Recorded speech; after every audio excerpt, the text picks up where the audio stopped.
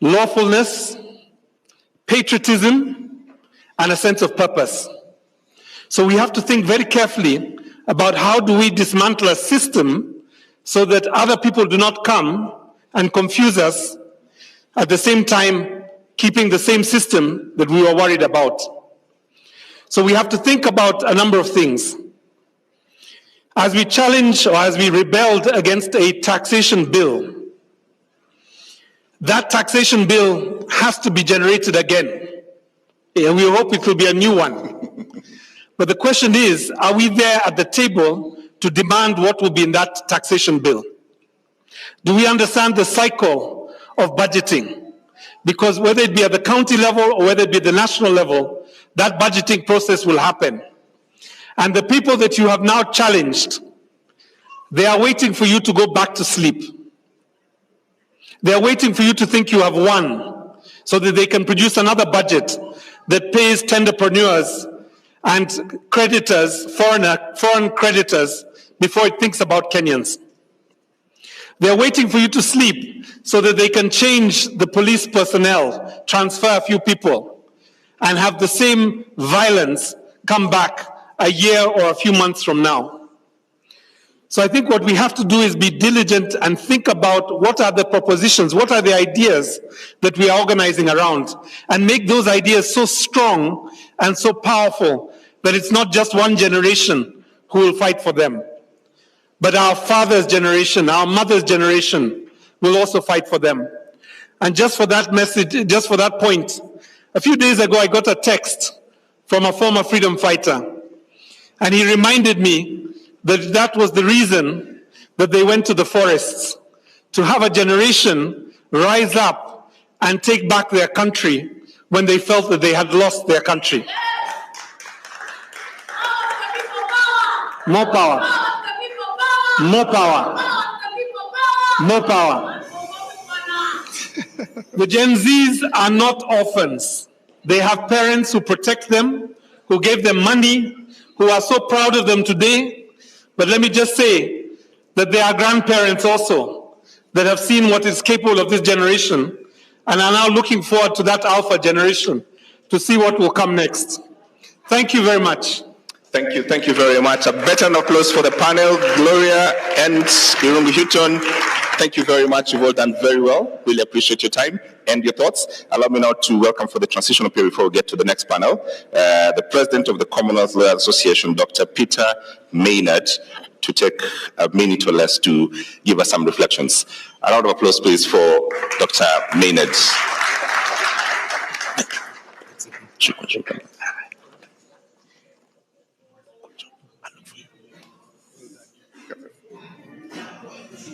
I'm not sure about the way it's a good idea to flag, but let's do it. You're next. Go Yodera. Yeah? Go Yodera. Okay. Go Yodera. Well,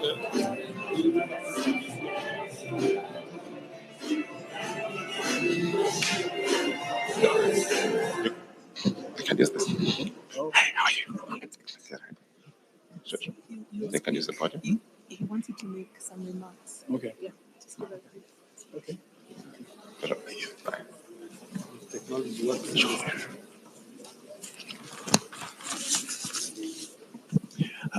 Asante sana for the very warm welcome. I'm Peter Maynard. I'm president of the Commonwealth Lawyers Association, which is a group of 56 jurisdictions around the world, including Kenya. And I had intended to visit Kenya some time ago, and so I thought it would be appropriate to come now, also before the meeting of the Law Society of Kenya elections. No to police brutality. No to extrajudicial killings and abductions. Those are some of the fundamental principles of the Commonwealth Lawyers Association. Our objectives are simply to uphold human rights, the rule of law, access to justice, and the independence of judges and lawyers. And so I make just 2 points, that we have observed the situation with great concern, and in solidarity with the Law Society of Kenya, we have also issued a statement, a statement condemning the arrest, abduction, and killing of civilians. I wish to say that we are supportive of the Constitution and the rule of law.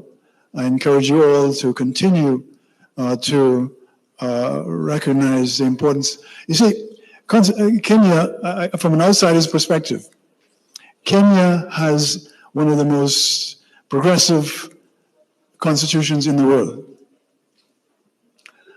But constitutions are just words. It's important for individuals, institutions, both government as well as protesters, to continue to recognize and implement the Constitution. My perspective is a little different in Kenya. I am inspired by my late grandmother, who was born on a slave plantation. She was raised by her grandmother because her father had been killed by the colonial authorities, and also her mother had gone away to look for work. And so I have been raised in a den of human rights activists. We have recognized the importance for economic transformation and also political transformation. And so as a teenager, I came to Kenya for the first time because Kenya has been an inspiration to the Global South and continues to be an inspiration to the Global South. And I encourage you to continue that because economic transformation will come through you. And so we also are concerned with making the CLA, my organization, fit for purpose, and particularly fit for the purpose of transforming the Global South, fit for economic transformation, fit for political transformation. And so I commend the human rights activists among you. I commend the Law Society of Kenya and the judges. You've had the CJ Emeritus is a very admirable figure. The president incumbent is also very admirable. And so in this challenging time, I encourage everyone to remember constitutionalism, to continue to give meaning to a very effective and powerful Constitution of Kenya, to continue to give effect to the rule of law. After all, we are after economic transformation, political transformation, in a setting of constructive dialogue, constructive engagement. Rule of law and governance are so very important. Understanding human rights and also human rights obligations. On the both sides, rights and obligations are so important. So with that, let me say thank you for having me here. I'm learning more and more from this very constructive session. And the Commonwealth Law Association continues to be in solidarity with the judges, with the lawyers, with human rights activists. Thank you so much. Thank you very much, Dr. Maynard. Really appreciate it. Okay, all right. Let me welcome Cricket Rights to come give us the first interlude for the entertainment, then we go to the next panel. Cricket Rights, where you at?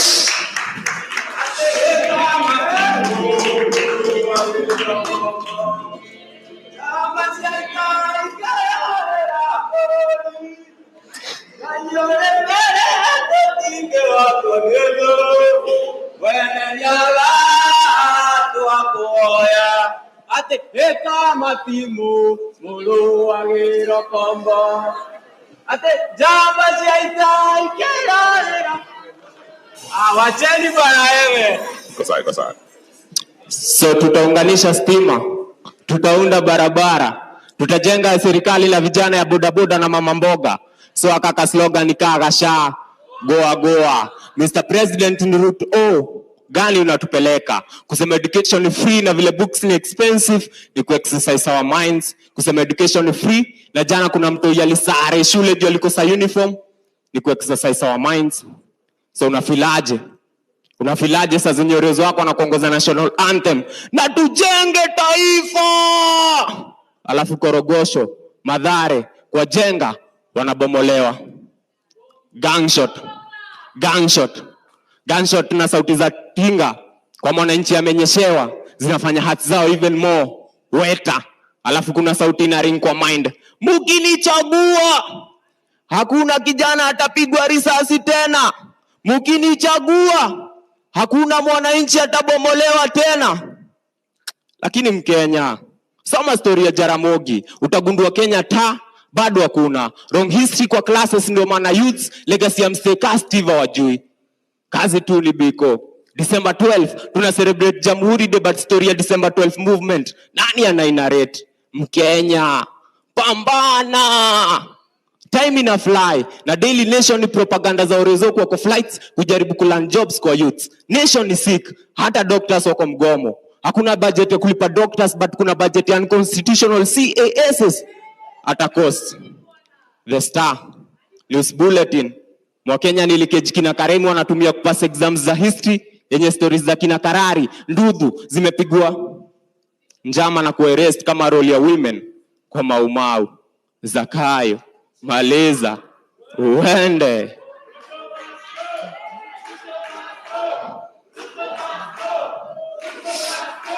So policies walitype alafu zikasainiwa na ball pen, na hapo ndio tulichezwa. Koti wakapiga perfume na expectaji wataheshimu court order. 21st century bado gava inatumia unga ku bribe nation kuvote. Mkulima wa kahawa na go loss after sales jua kutoa chai. So nani haoni Kenya bado hakuna. Nani hata articulate article 1 ya constitution vifiti? All sovereign power.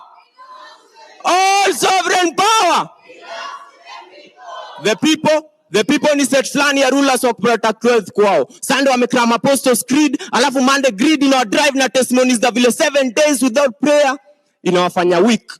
Hujasikia kiongozi wa Wanga alikuwa na bongo na bado alikuwa deceived na sweets.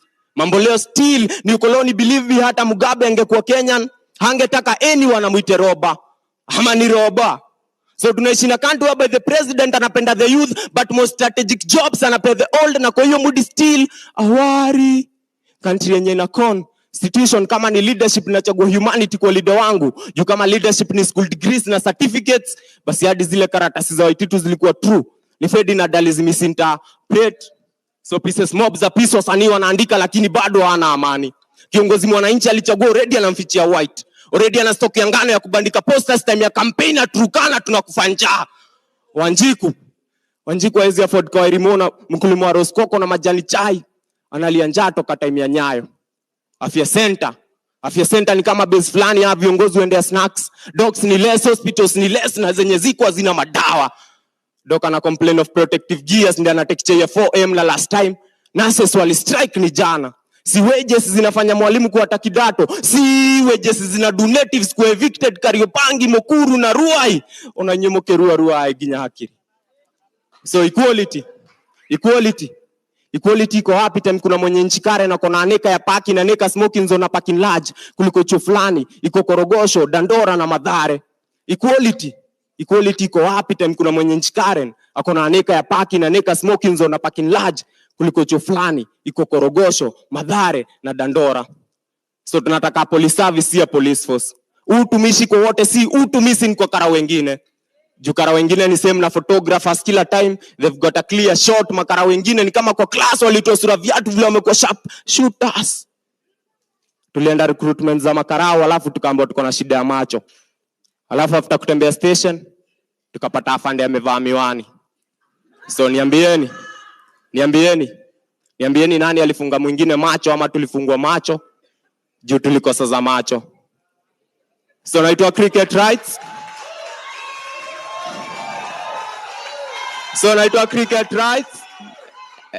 Naitwa cricket rights. Mnaweza ni follow at cricket rights kila platform pale YouTube. Tuzidi kusababisha, si ndio?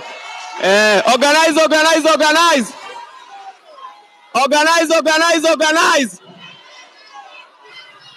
Sasa comrades relax. Hawa sanii nataka kuleta hapa next. Nimesikia ni wasanii wa smart kukuliko baba. So relax kidogo. Nimesikia ni wasanii wanaitwa wa Douglas wanakuja kuwa anguka nayo. Anguka nayo.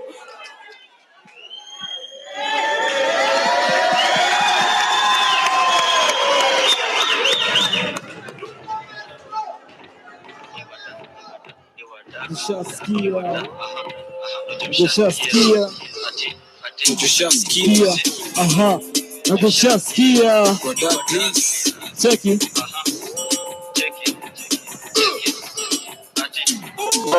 Nikushasikia kiingia ni kubla. Uko baba unachukua madato. Anguka nayo tabaki mfano vile. Anguka na koko single for now. Mdagi mteja patikani. Hadi late night saa 6 ndo taniwai. Nikupe location na ngofana na hii. Sukate call niko choma ya G. Mimi najua utafuo. Release. Acha nikushow kwanza form ya Didon. Nishashika mpoa. Atone chini kwa chini akiwa hadi na mimi. Sasa tunasikiza Shin City tuna feel free. Take a video no post pale NGC. Jina ni content kurap ni talent. Anguka nayo. Ati anguka nayo. Check it. Anguka nayo twende down low now. Stand up to your feet mikono juu alafu click. Uliza pesa alafu one leg anguka nayo. One leg ati anguka nayo. Ati anguka nayo. Anguka nayo. Ati anguka nayo. Ati anguka nao kama umefeel relaxed. Anguka nao kama uko na new kacha. Anguka nao kama patina magwasha. Anguka nao uko single for now. Anguka nayo. Anguka nayo. Anguka nayo. Anguka nayo. Anguka tika msupa webanduka. Cheza chini kipongeza mabuda. Anguka nao jodika shaitika. Bagi matisha wadagi babe. Amadali samu serikali. Juni serikali. Tamka asali. Tunajua ni nani. Flow shati ki. Ndio hapo na uni. Shi. Utakiwa kwa deni ti. Ati anguka nayo. Anguka nayo. Anguka nayo. Check it. Anguka nayo. Anguka nayo. Pulo DJ. Anguka nayo. Check it. Pulo Kenya. Selector DJ. Anguka nayo. Thank you.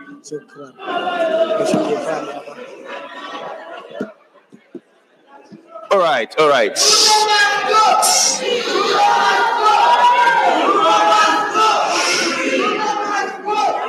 Okay, all right. So let's get to our second panel. Quite some business to do. We should have DJ. So this is what you're going to do.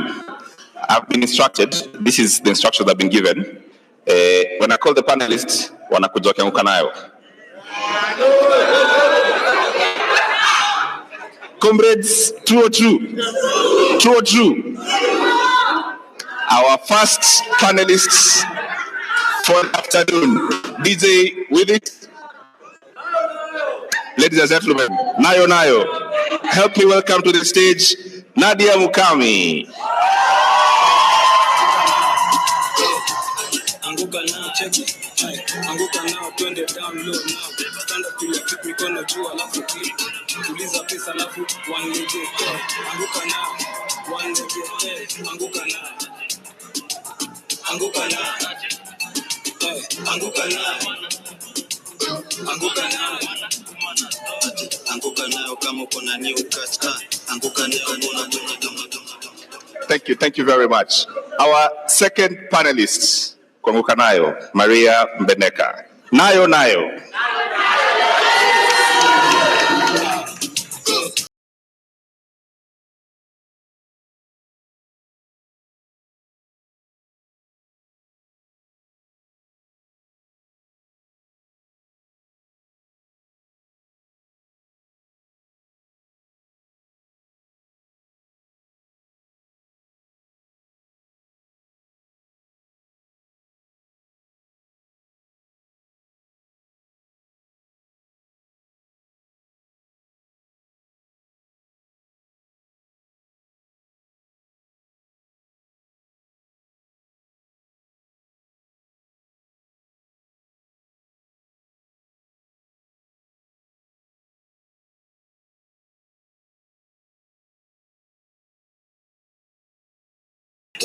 ladies and gentlemen,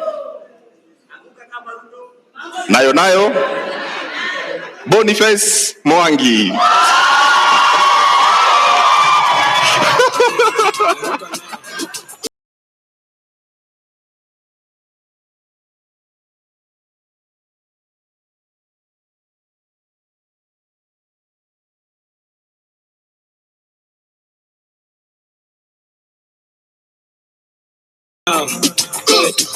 Anguka now, check it. Hey, anguka now, twende down low now. Stand up to your feet, mikono juu, lambo. All right, and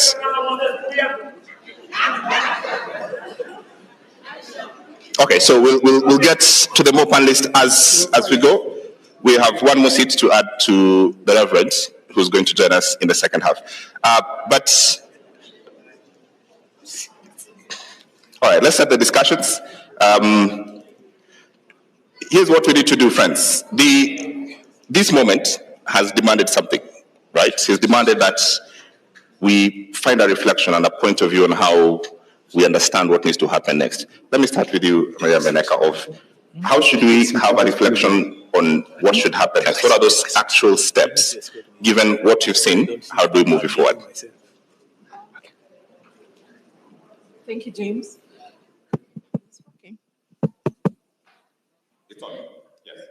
So I think for us to I don't know, Jim. Let's just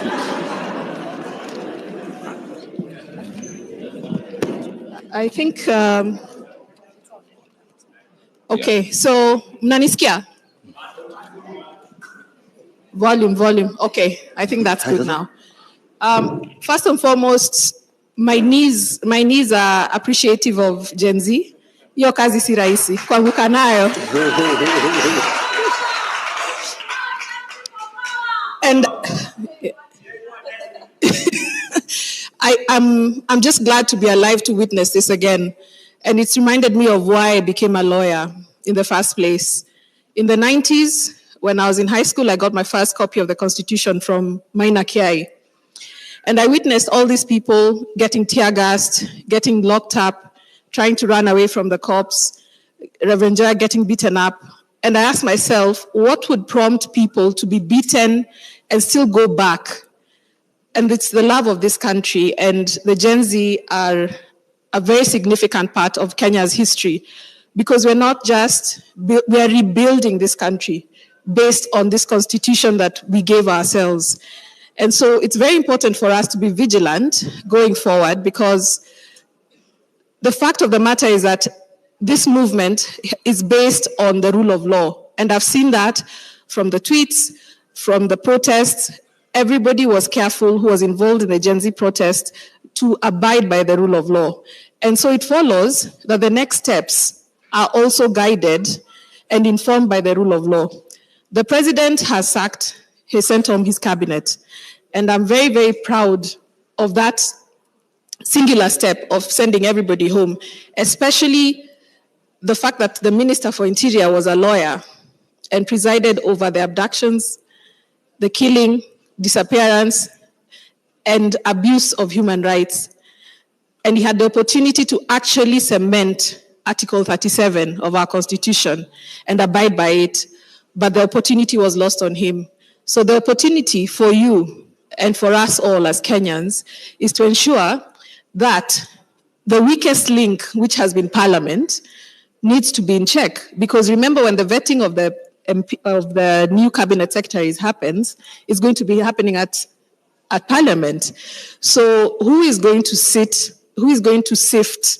Who is going to analyze? Of course, there will be much more involvement by the citizenry, because it's obvious we've taken back our power, and people will be able to say, this is who we want. We want individuals who have been subjected to the provisions of Chapter 6 of the Constitution. That is non-negotiable.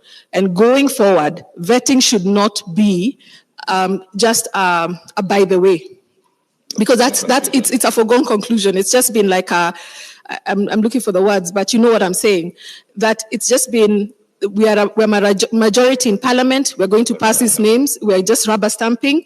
We're not looking at the qualification of these people. So that's important going forward. That's what's going to happen. Secondly, what does Kenya look like now going forward? There's a recall of MPs still on the table. I know Kabete constituency have started a process. There's nothing that's stopping the citizenry from collecting signatures even as we speak. So those are processes that should actually be going forward. And the fact that people have shown interest in the finance bill, there should be bigger interest on the appropriations bill, which is now an act.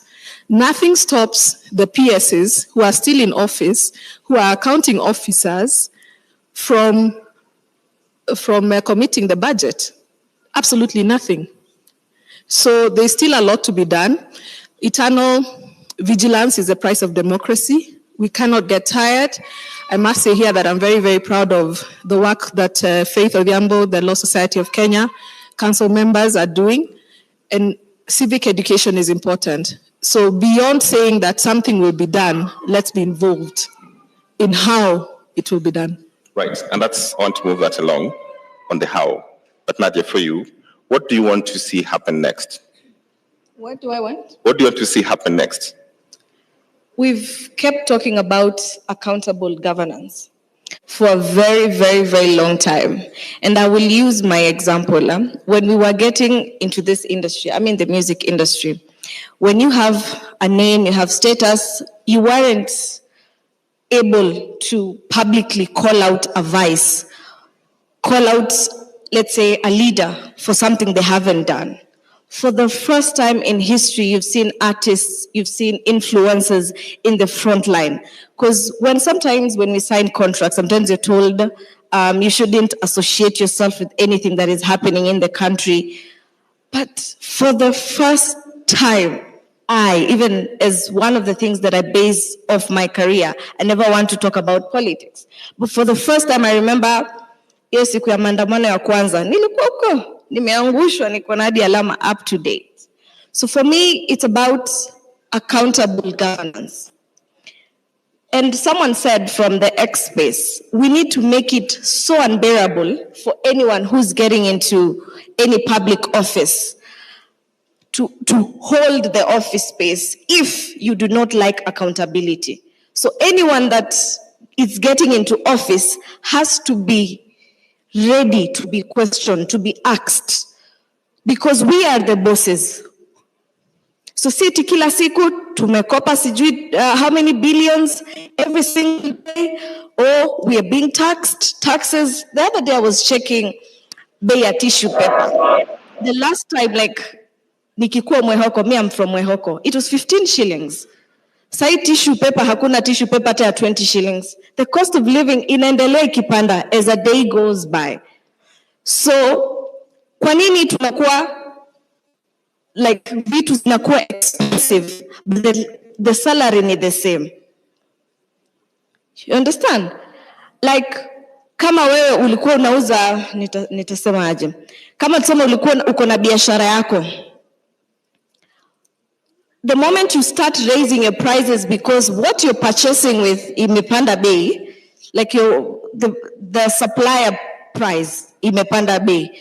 So wewe ukiongezea customers wako, inakuwa ni ngumu for them to come back. You understand? So for me, it's about accountable governance. Let us hold every single person accountable. Yes. All right. Accountable. Steve. Thank you. Good afternoon, everyone. Is one thing I can say, Alan. What is happening now is what our fathers began in so many years ago. And along the way, they lost the momentum. And I think that is how we found ourselves. Because the war to bring in a new constitution is a struggle that has been there for a long time. And the day the constitution was being promulgated on 10th of August 2010, the whole Africa, the whole world praised Kenya for a very progressive constitution. Everybody knew that now Kenya is politically, economically, and socially liberated. The president of Kenya, Dr. Samuel Ruto, when he was campaigning on the mantra of socio-economic justice. Article 43 of the Constitution was his anchor when he was speaking to the youth about job employment, when he was speaking to the Mamamboga about improving their livelihood, when he was speaking to the Boda Boda Rider, who is a youth, about empowerment. He was addressing Article 43. Then what have we noticed? No one is bothered about adherence to the rule of law. What they're doing is to pull things toward themselves. What do I expect to see? Scrapping off of the NGCDF, we need to do away with that unconstitutional fund, which has turned our parliamentarians into become executive puppets. Doing away with bursaries and pumping the money to the education sector. Everybody to have an equal right, because they use these goodies to buy us off, to buy our parents off. So we want to ensure that they stop assuming that we have to go and knock their doors and queue at the CDF offices, begging to get money to go to school, yet Article 43 talk about my rights to education. So these are the expectations we want to see. So as he sends away the cabinet, we want to see very serious reforms, and that's why this call for serious reform is not ending, and we are not stopping, because we are coming for the throats of these parliamentarians, metaphorically, because look at what happens at the Senate. They dropped a bill for the conflict of interest. Why? Because they want to continue tendering for the government. Some years back, nobody wanted to supply to the government because nobody is paid. Right now, they are running that cartel. That is what we want to stop. That is Kenya we want, where everyone has an equal chance. Everyone, when you're arrested, you have a right to representation. Police respect the rule of law. Everybody respect the rule of law, because that is the equalizer for everyone, because the rule of law is better than the rule of man. Thank you, thank you. Reverend, go the same question. Can you help us figure out from where you sit, what should be these actual next steps? What would you like to see? What should we all sort of collectively try to figure out and say, this is what we think should happen? Hi, can you hear me? Can you hear me? Yes, sir. Sorry, I wasn't introduced. My name is Go Wiodera. There are a couple of things we need to be able to recognize, James, what we are up against in this movement. One is that the president's real colors have come out. Even in his campaign, we need to recognize that a leopard does not change its spots. In the early 90s, when we were doing our clamor, we were here in Ufungamano, he wasn't here. He was part of YK2. And they were the part of our generation that were co-opted by Moi with money. When we were doing the constitution and clamor for constitution, he voted no. In fact, he said that ni kama karatasi ya kufunga nyama. So constitutionalism is not part and parcel of those who are in office. So that is what we are up against. The second thing what we're up against is a culture, all right? A culture that does not necessarily value hard work and a meritocracy in itself. So Gen Z are trying to say, we are putting in all this effort to get what we want. Now we are seeing people wakivuka line and getting there without even earning what they are. And lastly, I think a thing that we have, and the panelists have said, is accountability. And I think those are the three things we need to continue championing moving forward. What Gen Z, I'd like to be able to encourage this group of young people, this generation of young people, is recognize that this is actually a marathon. This is not a sprint. And so there are certain gains we need to make. And I think there's somewhere we need to celebrate what we have gained these past 3 weeks. And we need to celebrate that. In as much as some of our comrades have fallen, we need to celebrate this. This is a great thing, that a government can withdraw a finance bill is a big accomplishment that I'd like to celebrate what these young people have done. It is something I am proud of you. We are proud of you. And you've done something my own generation was not courageous as you to do. And you have taken this to another level. So just to your point, as I come back to it, there's two problems here that we have to contend with. There is the question of dialogue that keeps being bandied about. I want you to speak about this question of dialogue. And then at the tail end of this process, it's a political process. So there has to be a reasoning on how the public engages politically, because those changes have to happen in a political construct where the politicians have the experience more than anyone else. So the issue of dialogue is who is dialoguing? So the referee cannot be the player. James, the referee can't be the player. And so you don't have the credibility. Now, the institution that I am part of, the church, has lost its credibility too. Yeah. When we were supposed to be doing what we were supposed to be doing, we were sitting in State House. So we've lost the credibility too.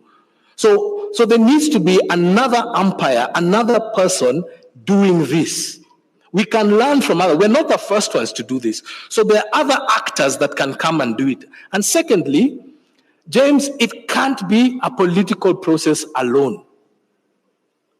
Yes, we understand there are political processes that have to be happen, but there's also a place where we need to talk about the economics of this dialogue.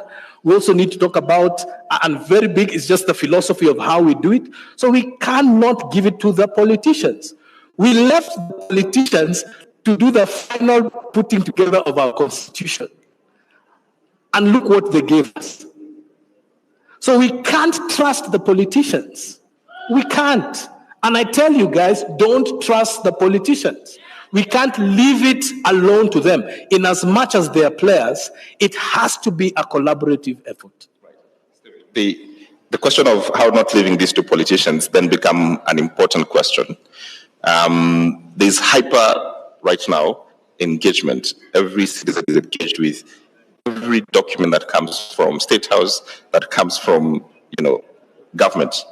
But that's, in all honesty, is one thing that keeps them accountable. But at some point, as they say, people be like, I have things to do, as Nadia says. I need to go set up films. I can't be every day on a space for 8 hours, right? That is my job. So walk me through this question of what part of engagement should we be talking about and accountability, and how does that look like so that we keep this process alive to make sure that we all don't lose our time and also don't get fatigued with the process. I think one thing we need to appreciate, there was Goldenberg some time back. Let me start there. A report was prepared. People had a lot of discussions. We saw a lot of parading of people. Then that dwindled. We saw Anglo-Rising came. People ate public money. They could not be held accountable. Then that disappeared. People like there was a Ndongo report on land justice. Nothing came out of it. The Commission on Justice and Reconciliation. There was a report about that. Nothing ever done about it. Until people are now tired. And what we are saying is, we want to see full implementation. And because we know some of these people cannot be able to do that for the obvious reasons that they don't believe in the Constitution itself.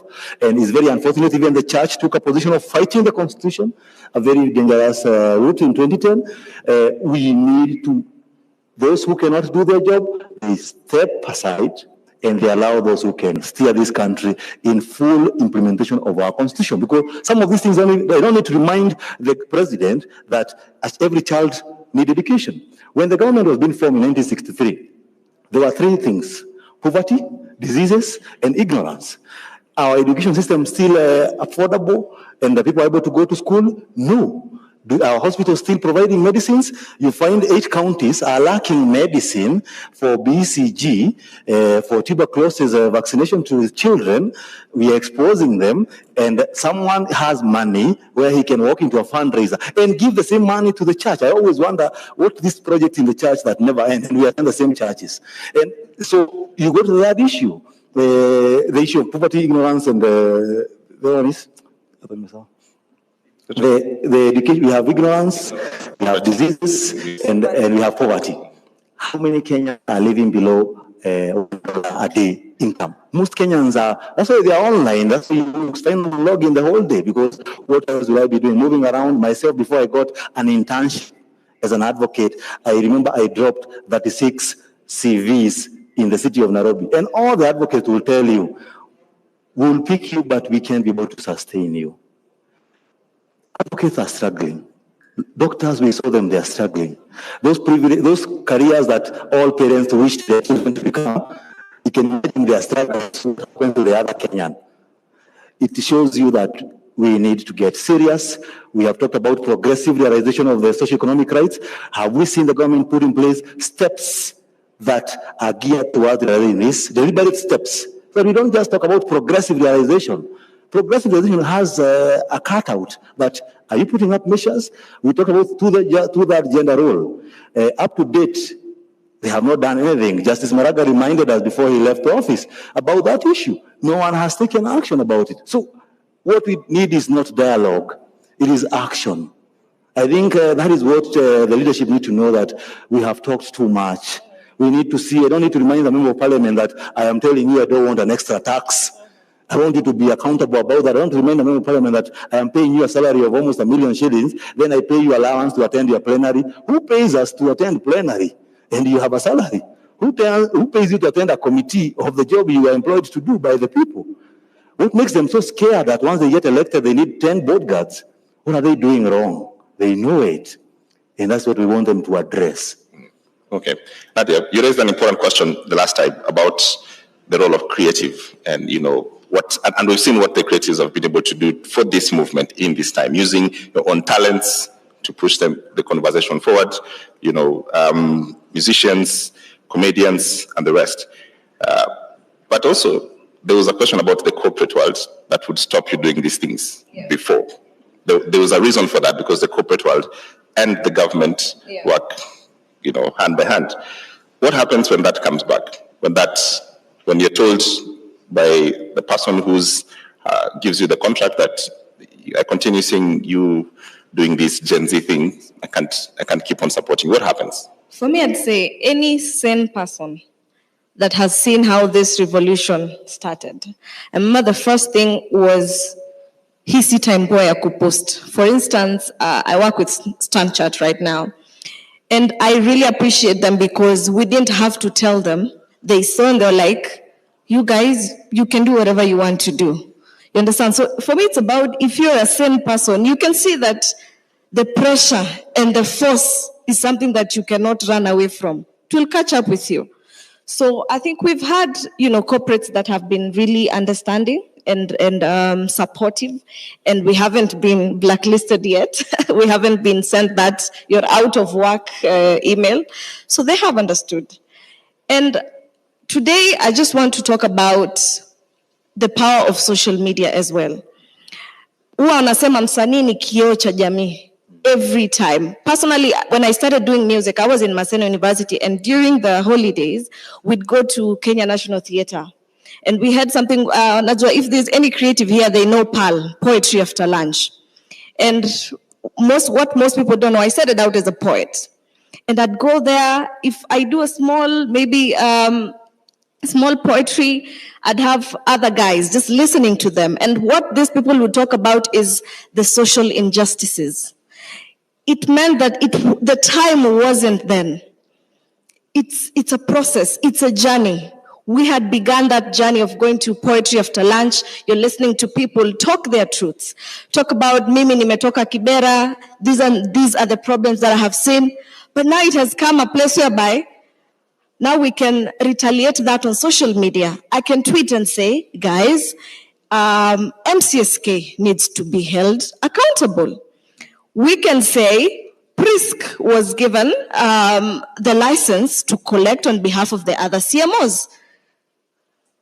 Public participation, has it happened? We are the artists. We are the ones who are paying for these people. And that is another conversation that has been held for so long, ever since artists before me found a problem there. I have found a problem there. And I am not going to leave. Because at the end of the day, there's a time going to reach, I'm not able to dance on stage. as I am dancing right now. So it is, as I said before, it's accountable governance. We have to hold each and every person accountable. Kila mtu. Now, to the ladies, maybe when you are wamechaguliwa, ama they've been given a position, wasiende wakatuaibisha. We've seen the likes of Karen Nyamu, more of a socialite rather than a leader. There are so many deserving women. I am sorry to say that. It's a stray bullet, but it's the truth. There are so many deserving women who are intellectual, who are smart. We don't need to know your personal life. What have you done for the girl child? For the longest time, women have fought. You're given a position, and all we can talk about is your personal life. She really needs to check herself. Yes. All right. Thanks. Maria, if anyone engages with politics, and we look at this in this sense, that it would be foolhardy for anyone to think that the political class is going to walk away from this and surrender and say, okay, you guys have won, fantastic, we're out. Okay? That is not going to happen. They're going to rely on what they do best, which is politics. And I suspect this is what's going to happen in the next 2-3 years. From where you sit, with all these issues that we need to solve, and there are many, right? And they're serious, parliament and constitutional, two-third gender rule not anywhere being affected. There are many things on the priority of this list we just don't know and don't have. Give us some advice. How should we look at these questions that we do exercise our minds and say we should have priorities, bare minimums, and go forward? Because the political class will have that. And this is a long battle, as Reverend Kuria has told us. So I think the first thing, we need to appreciate that the country has not business as usual. So there's been a shift in the minds of Kenyans, whether they're saying it or not, whether they're organizing or it's present. And we have to seize the moment. So where our leaders come from? They come from within us. Today we'll sit here and say, hey, James unatosha mboga. Where tutakuchagua? But what happens? What follows after? Hey, Mhesh. What do we say? Toboka. Mhesh. That's the problem. Our politics, our governance is transactional. And the minute I give you a 50 bob, a 100 bob, a 200 bob, I'm done with you until next time. So this shift has to be literal. Like, we can't just talk about it. We have to live it. We have to talk it. We have to walk it. The fact of the matter is, politicians are smart. Even the ones we say are uneducated are street smart. So they will just look at what is trending and jump on it. And if we've decided that going forward, we're serious about our governance, we're serious about who gets into office, how the hell does somebody get elected while they're in jail? How do you get elected after shooting somebody dead? And DCI put out a notice that they're looking for you, and you get elected. So what Nadia, what Mike Mushiri, what other artists and individuals and human rights activists have been doing needs to be amplified. Take civic education very literally, because there are people who think that there's an MP, I think he's called Kamala, in Western. He was telling his people that sasa mjue tunamaliza maneno ya CDF, sasa msikuje kwangu kuniomba. Because that's the way things are done. You come, you ask me for 300 bob, sawa. And he'll not perform. He will not build that road. I mean, nothing will get done. So we need to amplify the voice of civic education. I think that's very important. People need to understand why electing an MCA is very important, because that's a person who's closest to you in terms of resources that have been devolved to the county. Why a political party is not more superior to an individual who's representing you at the ground. It's important for us, and I think you've debunked this, that tribalism is no longer a factor. And as long as it remains a non-factor, we are ahead.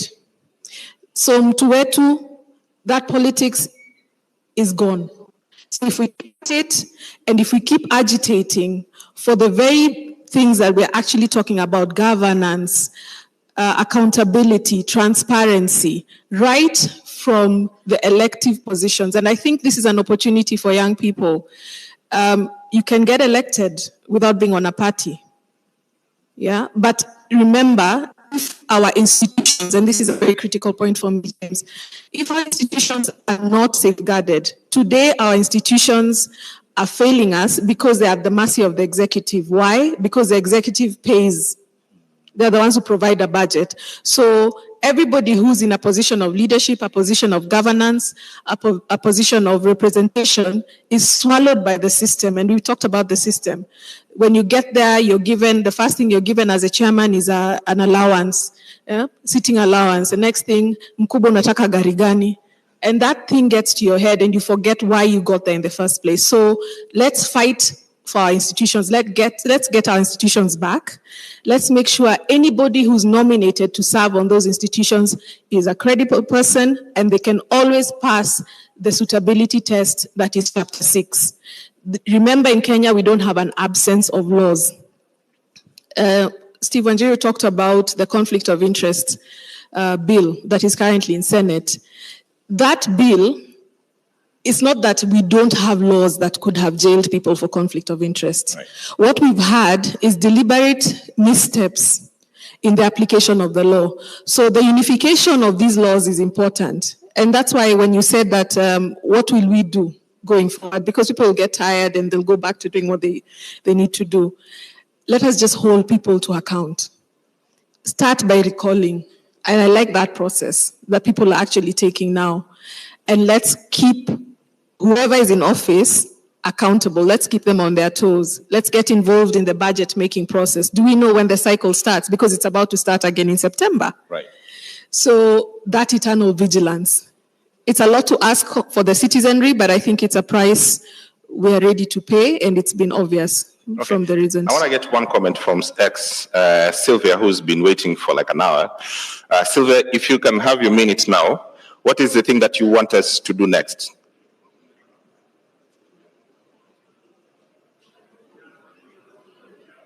Do you have Sylvia? Yes, good afternoon. Go ahead.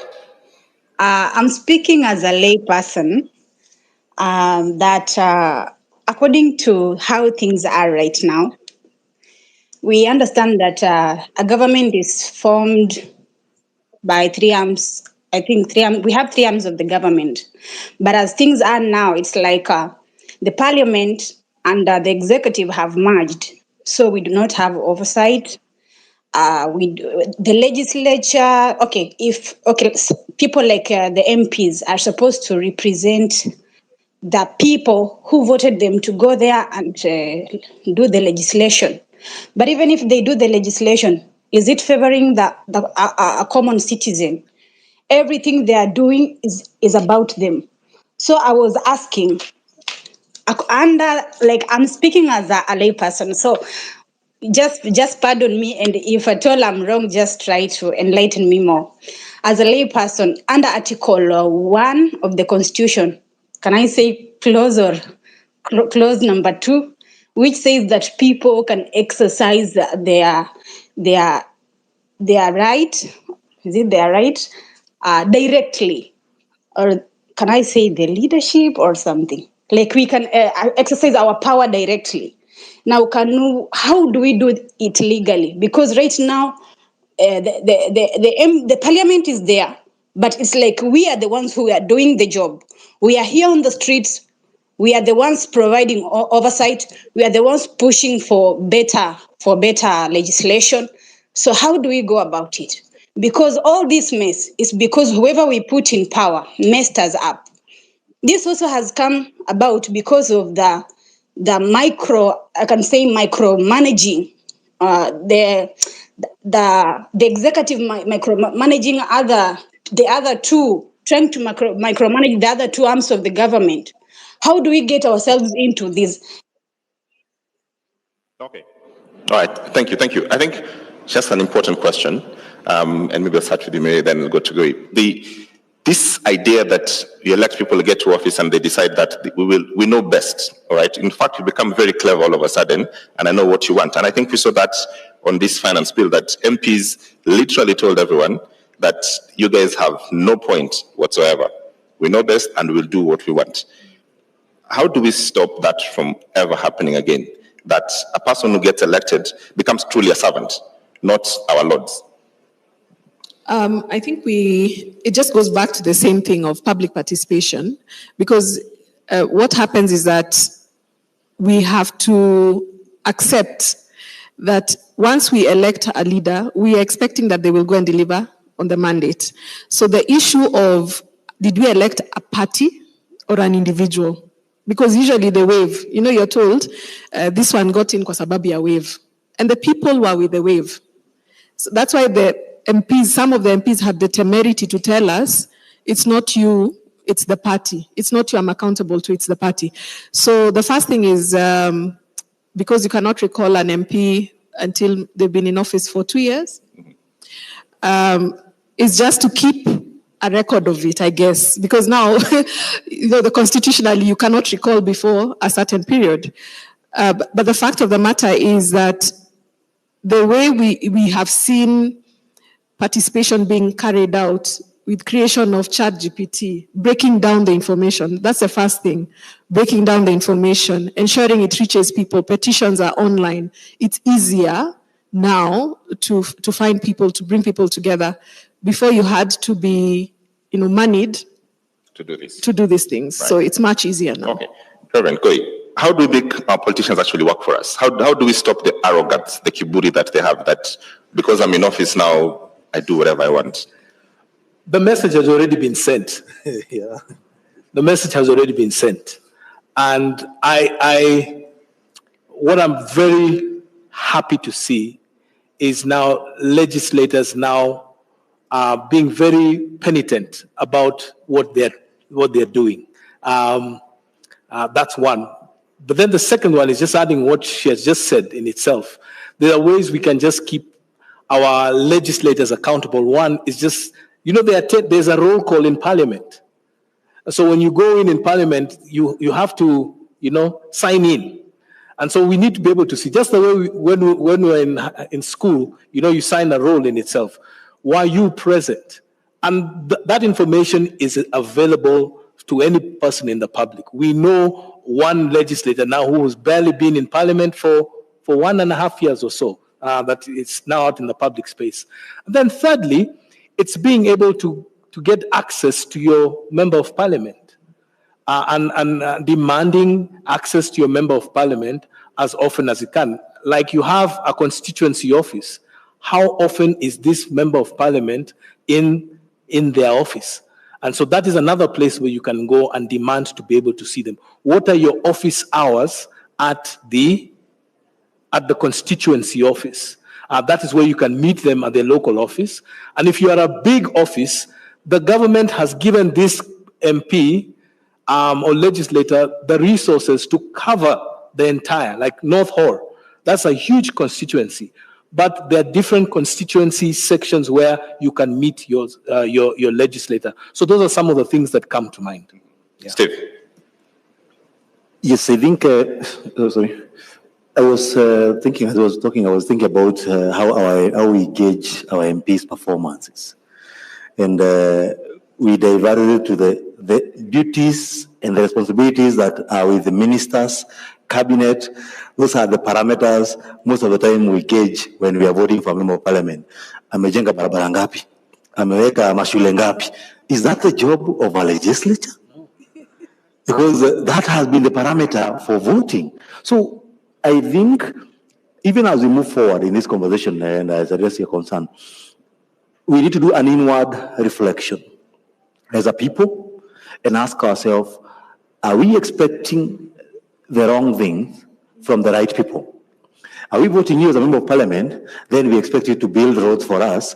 Then we have a cabinet which has a ministry of road and a budget to do roads. So that is where we spend our money, wastage, and it becomes a point of a lot of wastages and privileges. And I think my feeling and my contribution to this conversation of the young people, and I want the whole Kenyans to embrace this, not as a Gen Z affair, but the spirit of the youth. Why the spirit of the youth? I want to say this quoting Henry Ford. There's something he said that the greatest thing you can do to yourself is to keep your mind young. Why do you need to keep your mind young? Because at your formative age is when you have a vision, and you allow the aged you to be complacent, you lose the vision. We got our constitution in 2010 with a lot of ambition. That was our youth at that time. We got our independence with a lot of ambition. Then what did we do? We became complacent. That's where these guys, when you visit them, they give you a handout. Before you even negotiate, you live with a bahasha. You see a priest has gone to State House, they're living with a brown bahasha. And you saw them walking in, they didn't have one. So I don't know, there's a Bible inside there. You create an office of intercessors, as in a prayer request. These are crazy things that we have been witnessing as a country. And it's high time we start holding our leaders accountable. Even the judiciary itself. The last time there was we filed, with all due respect to the courts, we filed a petition challenging the deployment of the military. And I don't need to go to the details, but we all saw the live stream of that particular ruling. We all read the Constitution. I don't need to remind anyone the clause in the Constitution. And we can question the integrity of such a person when they are holding a public office. So we need to hold these people accountable. We need to have the right people doing the right job and not putting the wrong people. That's why I keep on saying, until and unless we push for the removal of CDF from the hands of parliamentarians, we are going to continue electing people because they are giving us money. That's why they buy the ticket, because I buy it. I have friends. If I save the whole salary for parliament from day one to the last day, I can't raise 50 million. Even if you work with the simplest mathematics, because they have a lifestyle to maintain. So there's a lot of inward reflection that is needed, both to the people, to the president, to the leadership at all levels and at all arms, and we need to hold them serious accountable. All right, thank you very much, Reverend Goi Odera, Nashukuru Sana, Steve Bugwa, and Miriam Minekap. You've all done very well. Thank you for the panel. I leave Nadia to perform as we exit the stage. Thank you very much. You've all been very nice and very kind. Thank you very much. It was a great pleasure. Ningewaomba tusimame. Let us stand up, please.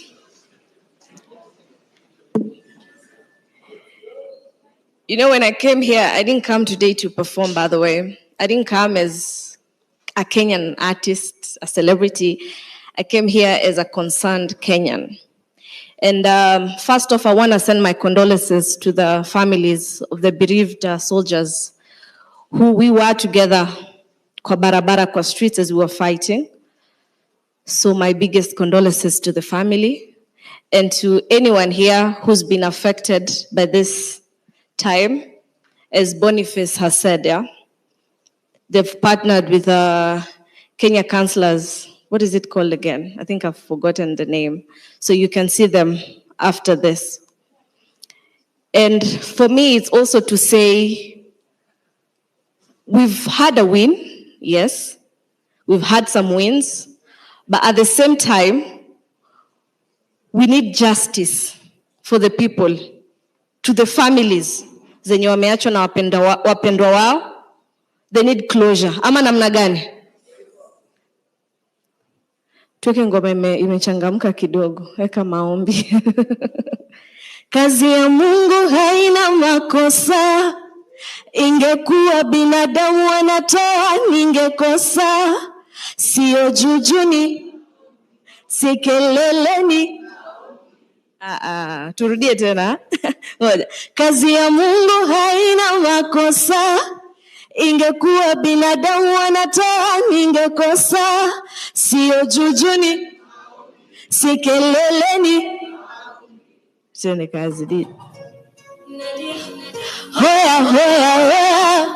Hoya, hoya, hoya. Hoya, hoya. Nilichopata nikiomba walisema kitakwisha. Nikitoa shukrani hadharani wakasema najiamba. Hao binadamu walilipa wiki. Sasa imepita miaka bado wanasubiri. Kazi ya Mungu haina makosa. Tena wote. Ingekuwa binadamu wanatoa ningekosa. Sio chuchu ni maombi. Ni maombi. Si kelele ni maombi. Ni maombi. Sio chuchu ni maombi. Ni maombi. Si kelele ni maombi. Ni maombi. Hoya, hoya, hoya. Hoya, hoya, hoya. Hoya, hoya, hoya. Ati. Na mikono nitainua, magoti nipige. Niweleze jinsi alivyotenda katika maisha yangu. Kazi ya Mungu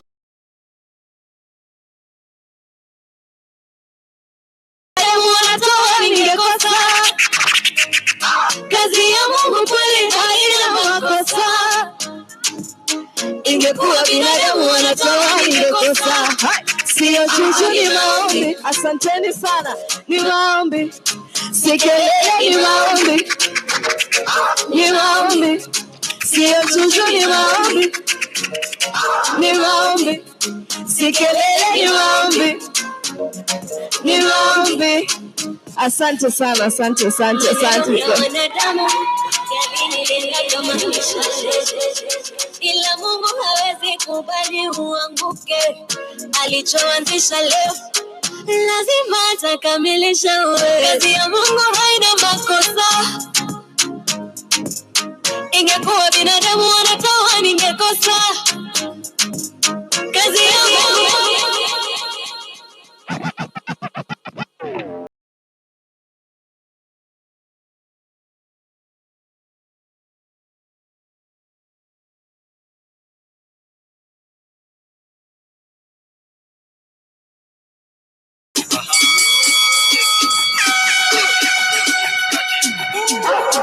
Shaskia kikimbia ni kubla kukwanga bado unachukua madam so anguka nao itabaki meflo na vibe anguka nao koko single for now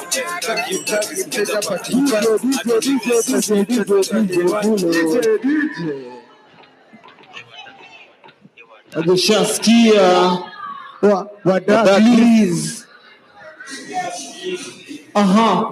Shaskia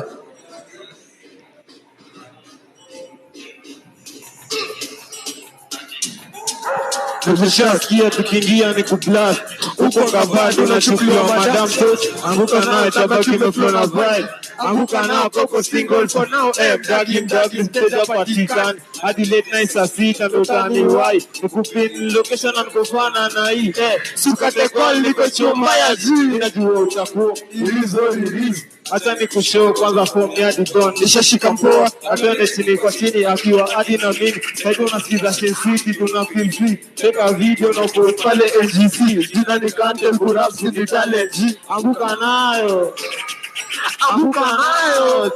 anguka nayo twende down low now sana juu ya pipi kono juu alafu click kuliza pesa alafu one leg anguka nayo one leg check anguka nayo anguka nayo anguka nayo anguka nayo cheki anguka nayo kama uko na nukata anguka nayo kona nukata anguka nayo kona patila magwash anguka nayo round uko nao mdagi mteja patikani kadile pesa sita ndo taniwai nayo ati anguka nayo ati anguka nayo na katika msupa wewe juka cheza chini vikolezo maduta anguka nayo ndio tunaificha anguka nayo matisho za wadali babe amadali tangu serikali tamka asali unajua ni nani flow shati ki ndio hapo dauni chi kutekewa kwa daily ti mana zi Mana zoko. Anguka nayo. Anguka nayo. Ati anguka nayo. Anguka nayo. Anguka nayo. Anguka nayo. Anguka nayo. Anguka nayo. Anguka nayo kama relaxa. Anguka nayo kama katina mabwasha. Anguka nayo kama single for now. Anguka nayo ati anguka nayo. Nayo. Anguka nayo. Anguka nayo. Anguka nayo. Ati anguka nayo. Anguka nayo. Anguka nayo. Kama uko na New cash out. anguka nayo kama patina mabwasha. Anguka nayo rautu kwa iba. Anguka nayo. Anguka nayo. Check it. Anguka nayo. Anguka nayo. Ati anguka nayo. Anguka nayo. Check it. DJ. Anguka nayo. Hey, anguka nayo. A round of applause. A round of applause for the guys, Anguka nayo.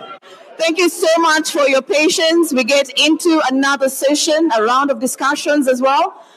I'd like you to help me welcome my set of panelists on stage. The first person that we have is Odhiambo from the Human Rights Watch. Please, a round of applause for him as he makes his way up.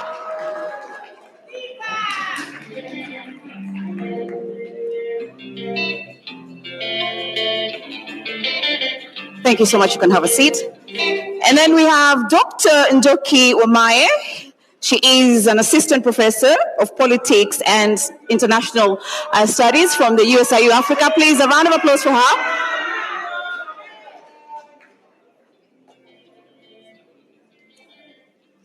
Kwani tumechoka kupiga makelele? Tumechoka? And then the next panelist is Cyprian Nyamwamu. He is from the Kenya border. Thank you so much. And then we have Boniface Mwangi, the human rights activist. We all know him. Please. I am Linus Moshigadi. I will be facilitating this round of discussions. Please, karibu sana. Linus. So I want us to begin from where we've come from in terms of activism in Kenya and what brought us to where we are here today. So I will begin from you, Boniface Mwangi. You have been an activist. What has been the changes, the journey, and what has been the difference with this set of protests that we've had in Kenya? The journey began in 1922 when a lady called Nyanjiro stood up on what is called known as Harithuku Road, and she told the men who are there, if you're not going to challenge these police officers, give me your trousers. And from challenging that, that was the first recorded protest in this country. And that particular day, I think over 100 people died, but the British never recorded how many people died. And Nyanjiro was killed on that particular day. And fast forward to today is that there's been a passing of the baton over the years to a level where Cyprian is organized via phones and in person, to where we are now organizing online, where people show up and say, you know what, online has become a public square, but now the public square is going offline. So you go online and say this is the issue, and you go offline. But I think the game changer is most of the young kids in this country are very angry about the state of the nation, and then they're fearless because they have nothing to lose. They are hungry, they are angry, they are unemployed. I was talking to some young people from the gate, and they're telling me, we're so broke, we can't even date. You can't even have a girlfriend. You can't even make someone, you can't even think of starting a family because how are you going to feed that mouth? So when the president decided to bring the finance bill, and was going to even tax those who don't even have jobs, they're unemployed, with this, it's called shift, this thing that is there, the anger just exploded. So where are we at? We are very hopeful as a country. Kenya has changed forever. Let no one lie to it, hasn't changed. That's where we are at. Kenya landscape has changed, and people have reclaimed back their sovereign power. We're in charge right now. And it's like you're trying to push out a baby. It's a very critical stage, because if you make a mistake, the baby might die, and kill the baby and the mother or one of them survives. So you must midwife this process very, very carefully, that is not carjacked. The last few days, you've seen the old fossils, these very old politicians, trying to steal the struggle from the people. They're trying to own that space. And there's a possibility the next 2 days, Saturday is a Harambe Day and Burials Day. So tomorrow they're going to be all over with one agenda to center Raila Odinga in this conversation. And we refuse. That's a very good point, and I would go back to it. Let's hear from Cyprian. From your own perspective, what has the journey been for you in terms of the activism we've seen in Kenya? Well, the journey has been real. It has been tough. We've lost people. I thank God that I'm alive. When we went to committee, we saw the cells where a lot of our comrades in the 1980s died in prisons, including Naivasha, Kamiti, Shimo La Tewa, and all those jails and prisons. The torture chambers that used to be physical at Nyayo and Nyati House are now happening, and our young people are being thrown into swamps. But I don't want to talk about myself today. I want to answer only one question that you've asked. What is different between the struggles that we have been in and this one? Because I think that's something that has been missed in all the conversations I've listened to. And my answer is this. This is the only generation which has refused to be used. The only generation which has refused to be used. And I want to use that to bring the struggles. The Mau Mau, Modoni Nyanjiro was the mother of the Mau Mau. If you look at it, the Mau Mau were used. They died, they were deprived of land, they were kept in cells and in jails. Dedan Kimathi died, but they were used by the home guards, the Kenyatta, the Jomo Kenyattas and the home guards who took over power. Then the second liberation, which we died for, went to jail for, to bring back Section 2A. We were again used. The people who took over power were not the people who were in the fight. Then comes the Kenya Constitution 2010, which the likes of Osieno and myself and all of us in Okiya invested our lives in. Who is the beneficiary of the Constitution of Kenya 2010? William Ruto. The one who said no is the one who is the president. Uhuru Kenyatta, who was against the Constitution, and Rigathi Gachagua are the people who are the beneficiaries of the Constitution. Again, we were used. This is the only generation since Kenya was established as a colony, became independent. We only have one generation which has refused to say, which has said, you are not going to use us. Raila every time uses dead young people in the streets to negotiate handshakes. 2007, the numbers who died 1,000, by the way, the number was more than 7,600, but we used the number that the government gave us. Then we went into handshake. Comes 2017, hundreds are killed. Power is shared. Then we come to 2022. Last year, you saw 75 died. They were used to form NADCO. The young people are saying there is not going to be another dialogue where you are going to use our deaths to gain power. So I have to give it to these Gen Zs. I have to give it to them that they have stopped something tragic, treacherous that has been going on about Kenya. And this generation has said, no more using our blood, our sweat, and our tears to negotiate power. Thank you so much, Cyprian. Dr. Njoki, rallying on the conversation here, the journey, what is your perspective? Just something, and thank you. I'm glad we are talking about the journey because The last 3 weeks, if you even try and get into any of these spaces, it's impossible. You don't have 100,000 followers to speak. So I'm happy we are here acknowledging also the journey. So, and we can look at it in 3 phases. Of course, before independence, Mau Mau and all the rest, like Muthoni Nyanjiru from 1922.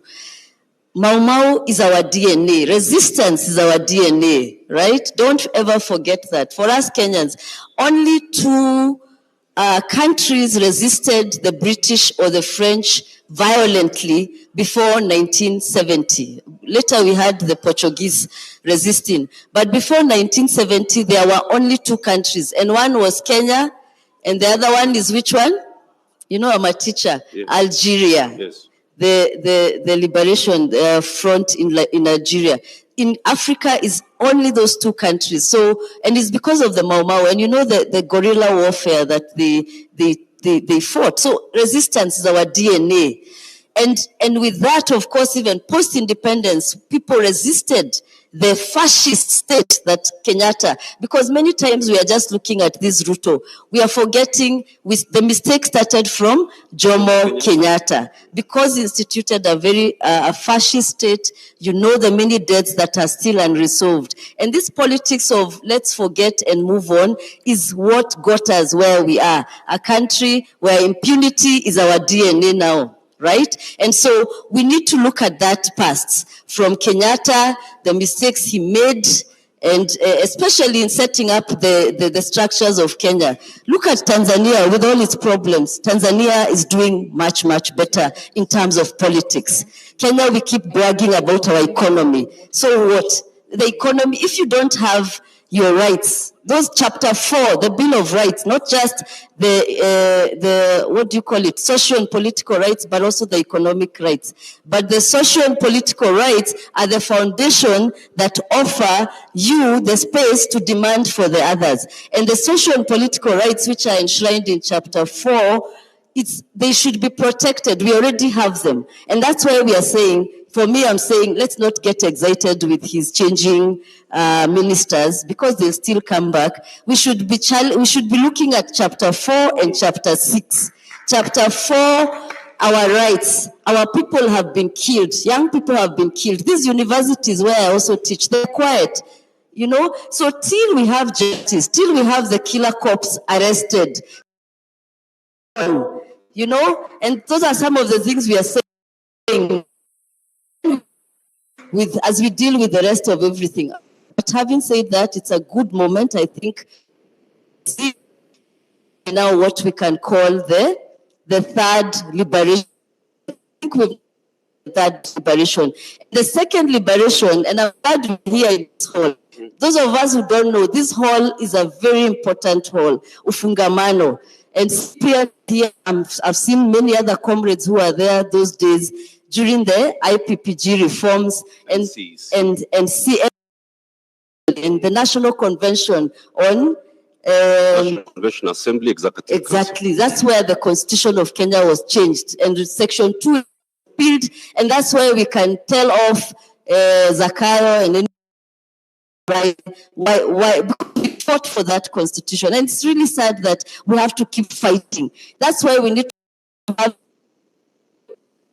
We're not fighting, so that it's people who know human rights is part of state making, and I'm very glad because that second liberation, first liberation was the Mau Mau and what they did, and the people who liberated Kenya. Remember, you need to also know who liberated Kenya, because the challenge is opportunists took over the real liberators like Dedan Kimathi.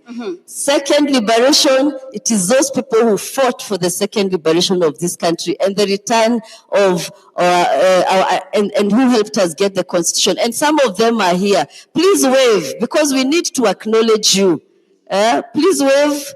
I've seen some people, second liberation, Kegoro there, Undanyamaza too. You know, thank you, comrade. Because we have to, many of us, especially the Gen Z activists, remember, this is a marathon. there. What do we call them? Social justice centers have been in the streets.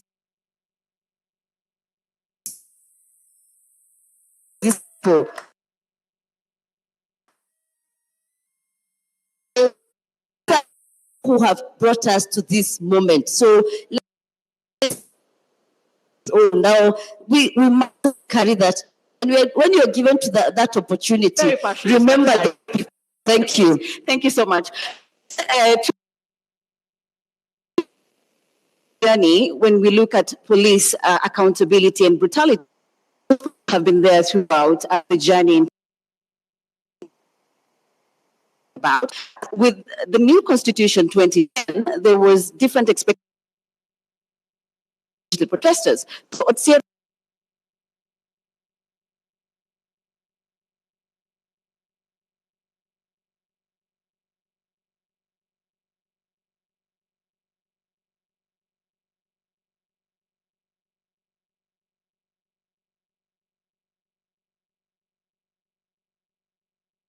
Alice had the parliament was done so that the third second liberation in the 90s, and then there was the independence. And I think it is broadly different thinking, because the second in reality, picking up from what Dr. has said here, if you look at some of the discussions we're having here, the issue of the portrait of William Ruto. I remember sometime in 1997, we were the Gen Zs then, we were called Generation X. We had in this same spot, Cyprian, correct me, but we were wondering, why do we have Moi's portrait everywhere? And that we need to stop that. That's part of imperialism. So having said that, that struggle, second liberation struggle, picked up from independence struggle, which a lot of people believe that the independence struggle aborted and died with the death of Dedan Kimathi in 1957. If you look at movements such as FERA, which is February 18th Revolutionary Army or Stock Movement, which was with people like Akina, Brigadier Odongo, Raphael Wangondo, and the rest, the reasoning even for naming it FERA was that we aborted the struggle in 1957. We need to pick it from where we aborted it. That was 1957. That's why it's called February 18th Revolutionary Army. Dedan Kimathi was killed on February 18th, 1957. So it is part of the long struggle. So picking it up from there, I was supposed to talk about police accountability. I don't want to go into details of repeating some of the things that some of the speakers who are here in the morning had already spoken about. I want to basically flesh out some of the worrying trends that we have noticed for the last maybe 7 years that we need to be really worrying about and calling out the authorities for what is happening. Let me talk about IPOA a bit. IPOA was basically created by the Constitution of Kenya 2010 and then operationalized by the 2011 law, IPOA Act of 2011. But it came effectively into operation in 2012 when they were constituted, and then they started setting up in 2013. By 2013, we had a lot of hopes. They had just 6 investigators. But they could try to reach everywhere. They would be in Kisumu, they would be in Nairobi, they would be where? They were just 6. Right now, IPOA has approximately 100 investigators. But what do? If you look at their case success rate from 2013 to now, how many cases have they successfully prosecuted? How many? I think about 12, if I'm not wrong. I think about 12 or 13 cases. How many cases have been filed with them? At some point, IPOA used to post these details on their website. They no longer do that. Why? Because if you look at the cases that have been filed with IPOA, by around 2018, 2019, there were around 7,000 cases of police brutality and police misuse of power and all that. How many could they investigate? There are about 100, maybe 1,000, up to 2022. How many have they successfully prosecuted? About 22. However, the IPOA right now. IPOA was initially in the thinking of the 2010 Constitution and the second liberation. The issues we had, especially after the 2007 elections and the killings by police, was that we need a civilian institution where people can walk in and report police abuses, so that people don't have to go to a police station to report cases to be investigated by the same police officers who have committed the offenses. So it was created as an institution. It was supposed to be friendly, welcoming, understanding, transparent. But what has happened today, if you look at IPOA, it has transformed itself. It has become more like a police institution. So it's no longer transparent. Those cases they used to post on their website showing how many have come and which ones are killings, which ones are torture, they no longer post that. Then the other is that they are no longer acting like they are civilian. They are more interested in parleying with the police and being called to State House than actually opening their doors for the civilians to report cases. And then their performance, I know people will celebrate. We have IPOA because 12 police officers have been prosecuted, they have been sent to jail. But there's nothing to celebrate. If you look at the number of killings we have had since IPOA came into place in 2013, they cherry pick cases. So if there's a police officer who has killed somebody in Kangware and there's pressure, the government is also worried or embarrassed, they go and investigate and prosecute that one. But killings such as what is going on today during protests, we have never had IPOA prosecute officers for killings during protests because those are state-sanctioned killings. So in 2017, there were over 100 cases we documented. I think there were more, but we documented 104. IPOA has focused on two, Baby Pendo and Stephanie Mora, cherry picking what they can prosecute because these are low-hanging fruits, but they don't go to the bottom, the root cause of the problem. So out of 100 plus, they picked two and they never even successfully prosecuted. People are having to go and prosecute them on their own. Between 2014 and 2015, there were over 100 people who had disappeared in Nairobi, Northeastern, Coast Region. We presented these cases to IPOA. To this day, they have never prosecuted any. In 2020, during Corona, there were over 20 cases. I don't know how many have been prosecuted. Last year, there were over 70. They promised to take people to court. I think by October, they were saying they're going to court. Nobody has been prosecuted. This one is going to go the same way. So even if IPOA, in fact, their behavior this time has been more strange because before then, we used to communicate with them, we used to know what they're doing. Right now, they have shut their doors. They don't want to say what they're doing. We need to start calling out IPOA. That's one. The second one, I'd ask for more time, if you don't mind. If you could hold on, we could come back in terms of now what needs to be done to ensure the accountability. I'm trying to flesh out. So what needs to be done in the terms of IPOA is to begin to call for more accountability, more transparency for IPOA. Okay. If you allow me to just go through the 3 points. Okay.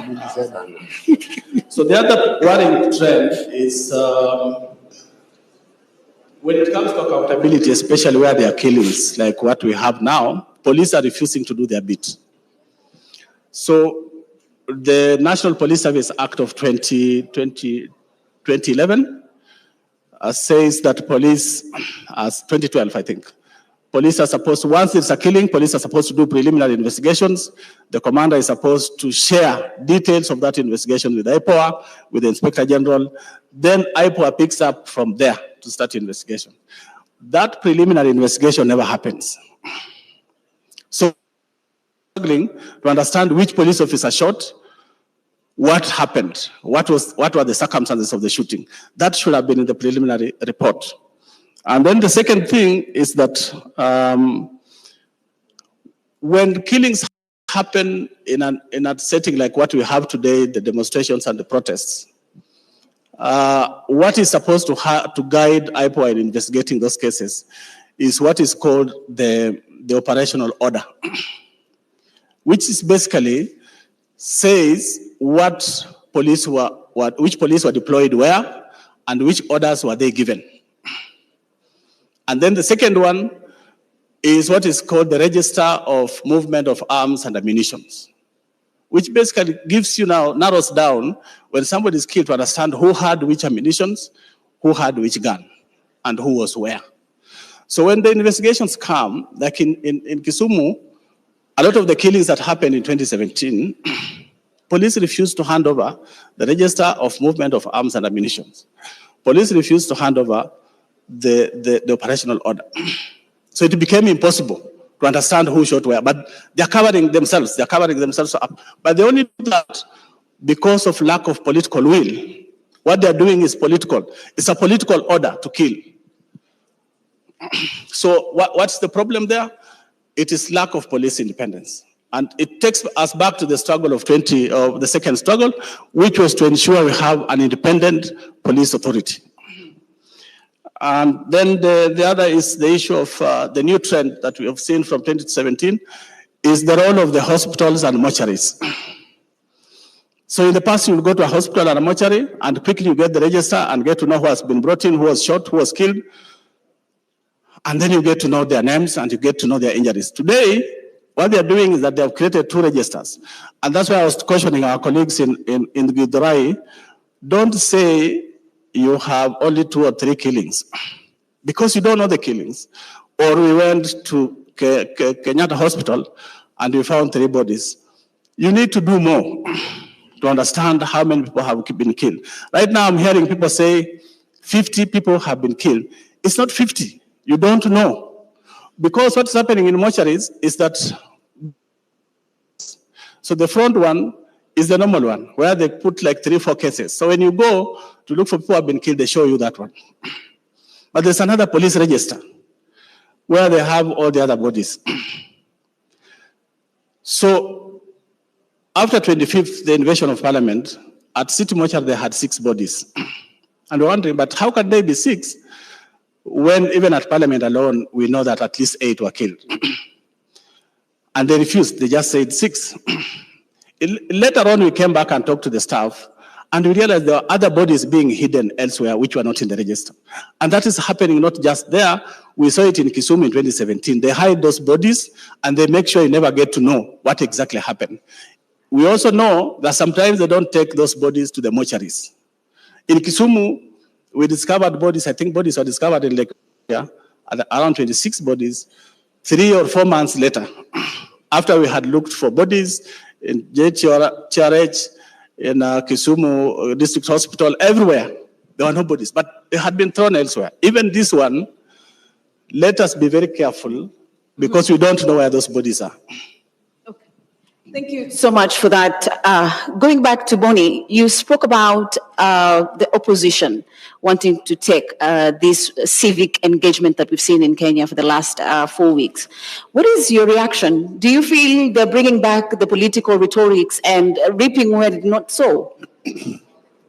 It's the people.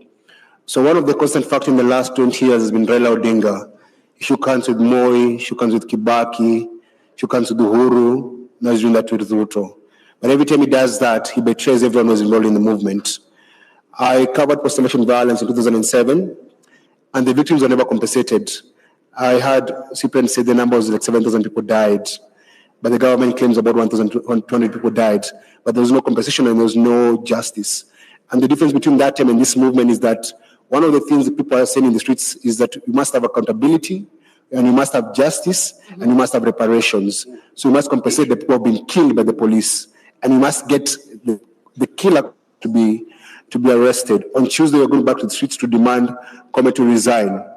But if you look at Raila Odinga, he has never demanded for those things. Every time he shakes hands and gets a deal, he doesn't talk about compensation for lives or justice for the victims. He moves on. He's a mercenary, actually. Basically, that's what Raila has become over the years. So yesterday I was in a space with his son, And I told him, go and tell your father not to betray his grandkids. Because basically the guys in the streets are actually his grandkids.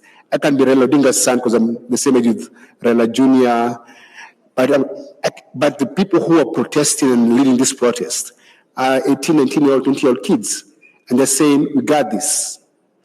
So I'm just telling the politicians, lay off these demonstrations and protests, let these people articulate their own issues. And the thing about dialogue, how do you go dialogue with politicians and it's the kids in the streets? And all they're asking for is the upholding of the Constitution. There's no new ask by these young kids. They're not saying that start new laws. No, they're saying the existing laws work. Implement the Constitution fully. That's where the fight is at. So our ask for everyone who is here and people who can talk to Raila Odinga is tell him not to make this movement a barrier issue this weekend. Because what politicians do over the weekend, they go to churches and burials and try to set the agenda of the week. And what they're trying to do, when they do that, they're deflecting young people and make them keep off. Because the reason why they're in the streets, they're saying they're tribeless, they're partyless, and they're leaderless. But the moment someone's trying to cite themselves as their leader, you just spoil everything. So I think it is in bad taste for someone who's not in the streets. In this particular, the last 3 weeks, and people have died to come in and try to speak on their behalf. Those kids know what they want, and they're saying very eloquently and loudly, let them speak for themselves. Cyprian, from your perspective, you've been at it for long. Perhaps how does the protesters keep the momentum as it is and to ensure they're not divided by the politicians? Because that can be a mechanism in which now they separate this. Three things very quickly. The first thing is what Boni has spoken to. Be united around the issues, set the agenda, and what the Gen Zs have done is that they have published their agenda. That's the first thing you do if you want to remain united. That's the agenda is clear, you publish it, and you own it. They have even said that the leader is the issues. The issues are their leader. Second thing you do to keep together, hold everybody accountable who is involved in the process and in the struggle. And the young people have managed to do things we were unable to do. I don't want to give you details, but let me tell you one story. In the year 2000, we were 1,500 of us here, and we only had 2 mobile phones. James Orengo and a priest, a reverend, I don't want to name him today, asked for Munuve's handset. He didn't know, don't name them. He went out there to speak, but he did not know how to operate the mobile phone. But it was State House which was speaking to him.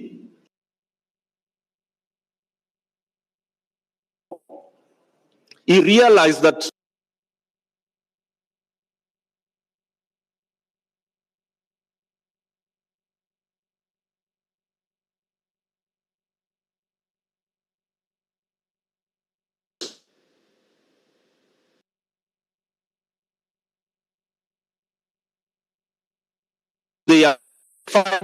they influence us. They ensure that they are flashing them out. That is, people should know and what you've done, because they are even, they pay the price. These things we didn't have this in this, which is what I want to really speak to. The Gen Zs do not know how to deal with it. You are never going to be infiltrated physically. In our struggles in NCC, we established the self-defense teams.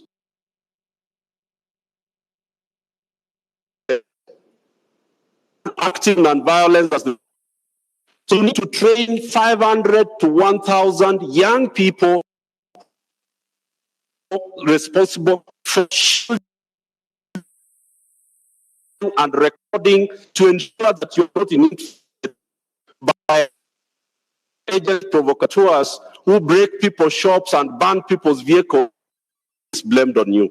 Thank you so much, Cyprian. Before I come to you, Dr. Njoki, I'm told we have Professor Kithure Kibwana, former governor from... Yes, correct. So,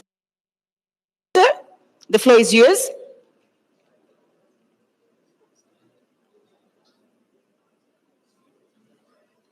Hello? Thank you so much, Prof. Please carry on. Okay. First of all, I really want to, put my hat off for these young people, the Gen Zs, who have done something one can equal to the Mau Mau of the 50s, not even the NCA, NCC struggle of the 90s, and this is huge. And following mambo wanafanya kidogo kama mtafiti, I can see that they have realized that hii system ya ukoloni na ukoloni mamboleo mpaka ichenjiwe kutoka kwa roots. And I think that's the biggest thing that I have, seen from the struggles and from their work. Ndio tuwe na system mpya, which is an identical twin to the 2010 constitution. Na jinsi ilisemekana hapo awali, nafikiri ni Houghton, somebody said this, ni kazi ngumu na ni marathon, so that people don't think it's a quick fix. Na ndio nimesikia mkisema kwamba system ichenjiwe, personnel kabisa pia iwe ni personnel mpya na values mpya na norms mpya, alafu eternal accountability. Kila wakati muwe mnafuata. Na ndipo ninaweza kuuliza Law Society na wale wahusika wengine pamoja na Gen Zs wenyewe, ikiwa katiba inaweza kutranslatiwa hata even in those brief ways, kila lugha ya Kenya, na ndio najua kuna moja imetranslatiwa kwa Kiswahili, ndio iwe kwamba people now will learn the constitution. And you Gen Zs, please get into the wards, get into the rural areas, make sure that up to the ward and all those WhatsApps which are there in the rural areas, make sure that the message that you have gets there. And of course, this concretization of your demands, so that nobody, will be able to say, we don't know what they want, because no public decision without Gen Zs. So that those who are calling for dialogue, whatever it is, to be known that there should be no public decision without Gen Zs. I think that becomes very, very, very important. And the Occupy movement, my understanding of this movement from watching, listening, and so on, is you occupy any institution, you occupy any space, so that you get out the old ideas, the old values, and then you infuse new values within that particular movement. So it's symbolic, and that's why the artists, the comedians, and so on, the energy they are bringing and the innovation they are bringing in terms of really trying to change our country is very, very important. Because before, comedians were said, these are just people who make others laugh. But this is like the beauty of the Gen Z movement is it is functional leadership. If there is a job to be done, there is people are told do that, and they do that. It is not the hierarchical thing that the system wants, so that they can pinpoint who are the leaders that we can buy, or who can we actually replace their leadership with the functional leadership, with our own leadership, people that we ask to be leaders, so that they can derail the movement. And so please continue with that complexity. I don't know, and also like the social justice centers, they should go to the informal settlements and make sure that these people are being confused to be goons, to be told that the fight is bigger than being given 500 bob or 1,000 bob every day to do, things that are not correct. If there was 2 minutes, I could read a poem I wrote in 2021 for young people of Africa, but I don't know whether there is that time, because I know that many people want to speak. But Law Society, please continue with this Citizens Assembly, because this is important, and all those ex-space bunges, they are very, very, very important for the future of our country. I don't know that I would have 2 minutes to read a poem which I wrote for young people. If there is, yes. If not, another time. Do you have the 2 minutes, Director? Can I do? Professor? I can do so. I can read it. If you can. Okay.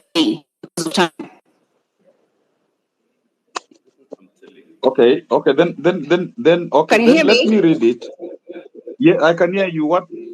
Yes. Hello. Please repeat, Prof. I couldn't hear you. I was asking if I have 2 minutes to read a poem which I wrote in 2021 for the youth of Africa, Youth Seed.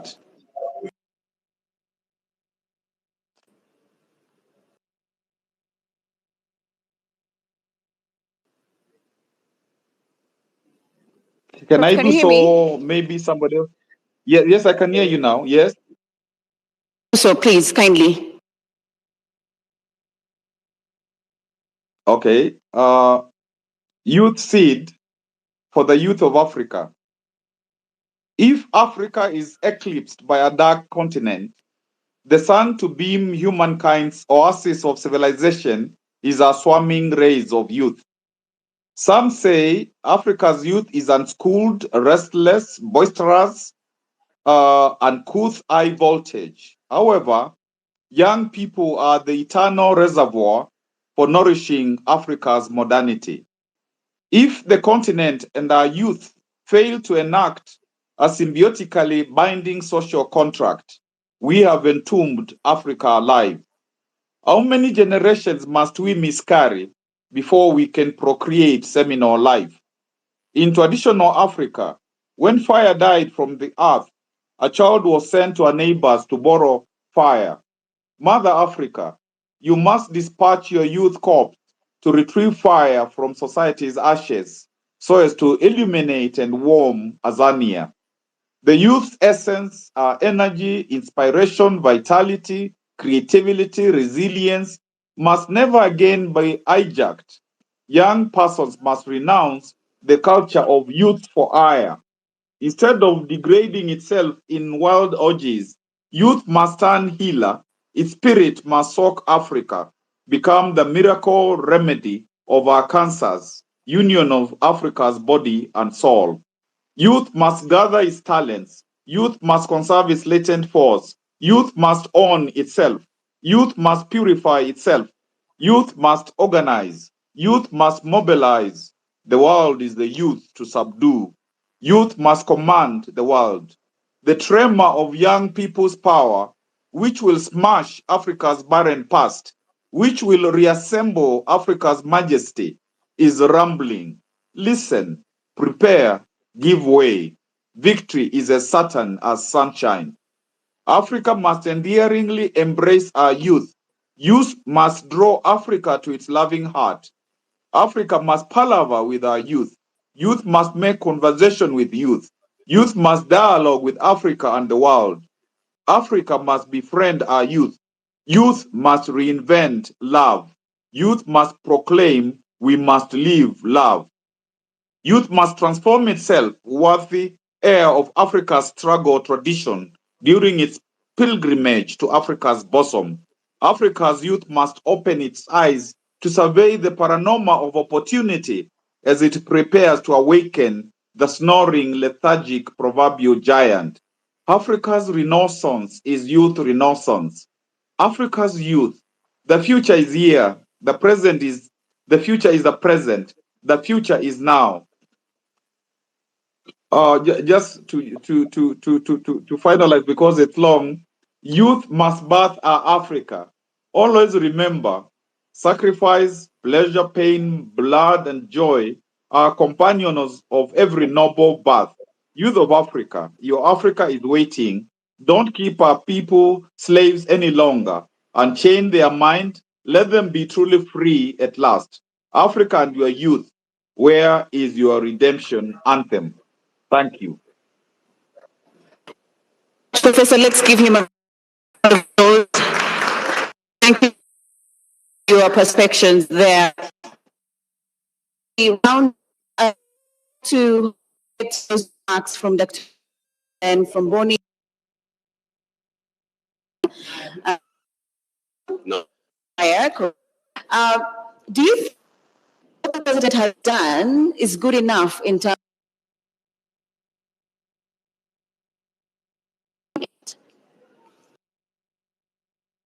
of research is politics, and I've been in politics for long. I do not think there's so much more that can be done. Remember, I was telling people, yes, because they're going. Has any, if it was serious, they would have been told tomorrow morning report to the commission that the corruption, EACC, right? Nobody has EACC and be investigated. So police reforms have not been done. For me, the first person to act should have been IG Kome and Adamson Bungei. Because in police reform, if there's a country that is desperate for police reforms, is Kenya. You know, and not just police reforms, the whole security sector reforms. In 2000 and after Constitution, a lot of money was invested. Even the British, I know they were leading in security sector reforms. What did security sector reforms do in Kenya? They were bought new uniform. Those days they never used to have those swanky knee pads and I don't know, all those maroon things they're wearing to protect themselves. They never had them. They used to show up in just wearing their uniform. So police reforms just bought them more equipment to harass citizens, right? So till police reform is done, and until we get an IG who believes in human rights. Remember the police training. Many of you, if you've ever talked to any police officer, they'll tell you, the first thing they are told, Rayani adui yako. Can you imagine? Rayani adui. And then when they're being trained there in Keganjo or in GSU and Bakassi or wherever, they are given very also torturous and inhumane treatment in the training, and they are told, tunafanya hivi ili tutoe uraia ndani yako. Can you imagine? So how do you expect such a person to protect your rights, right? That's why even the other day I was in a government building and I had to talk to the police officer. And I'm so, these days I'm just so pissed off even seeing them. And one of them, I asked them, but why did you people kill our young people? He said, tutaua hata zaidi. That, the arrogance. So it is, and I was asking them, were you trained like that? Where does this thinking come from? So till we get a security sector that is reformed, and security sector is a long path, but the most visible is the police. You can hear we have problems. Inside the police, there's usually also an internal unit for investigating police, human rights violations, police course. And according to sources, because I've met some of those people, they'll tell you the current IG doesn't like human rights at all. So if there's a unit that has been frustrated, and maybe even that's why IPOA is behaving that way, is because of the frustration of the person at the top. Remember also we are dealing with a president who has never been on the right side of human rights, ever. Everything he does is cosmetic. And hata kama inaitwa nini, even if a chameleon changes the color, the DNA remains So till we get a president who respects human rights, because as I said, if Chapter 4 of the Constitution, which is a Bill of Rights, is not respected, we cannot enjoy any other right. Those are the first degree human rights. And that's, what we are saying, the freedom of assembly, freedom of speech. And that's why young people are all trying to go to Europe. Because there, I can protest every day. If you go to France, Paris, even they have the name for being on the strike is manifestation. French people in Paris, even every day there's a strike. Every day they are on the road. They are what do you call it? They are protesting. How many French people have been killed? Or have you heard about the killings? Only one, which was like 3 years ago. If you check even now on the internet, the French are always on the street. That's the country we want, a human rights state, a country where everybody's rights are respected, that you can wake up, you can go and protest like Rex Masai did, like Bisley Kogi, like David Shege, and you still go home and you feel that that's what we want. So for me, 3 things have to happen. Police reform. And so even now, if that hashtag of, what do you call it, Kome must go, Bungei must go, has to join, Ruto must go. We have a problem because the president has never believed in human rights, and that's the biggest problem. So when we have somebody at the top who doesn't believe in human rights, who doesn't believe in the constitution, because people can say a lot of rhetoric, look at the history. The history betrays them. So maybe they can change. I'm not saying they might not change. Hopefully, this generation, this third revolution, it's not actually a revolution. A revolution would need radical change of everything, like, the French Revolution and others.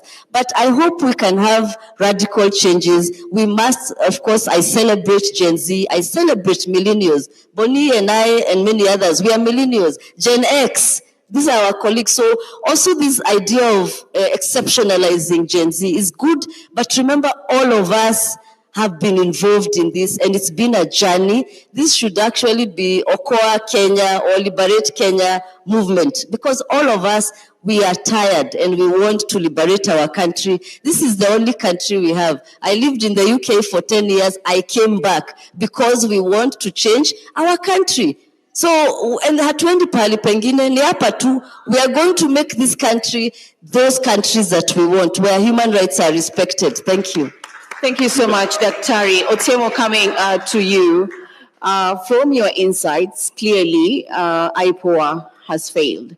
How do we now ensure that even as an oversight body remains accountable to Kenyans in light of police brutality? Very few remarks. I think the failure of IPOA should be seen or looked at in the broader context of the failure of the many accountability institutions that we created under the 2010 Constitution. IPOA was just one of them, and IPOA was to do the actual investigation and prosecution. But there was also the National Police Service Commission, and I think internally there was the Internal Police Affairs Unit, and then there is the Kenya National Commission on Human Rights, which is supposed to, actually its decisions are usually supposed to be at the level of the High Court. They can hold public inquests and pass decisions. So the problem is that I think we moved our feet on the pedal a bit, and the state took over, and these institutions have systematically been weakened. So we need to start reclaiming their independence. We need IPOA to work independently. We need the police to be able to be allowed to work independently without political interference. We need a National Police Service Commission to do what it was meant to do, because the law was changed and then they became something else.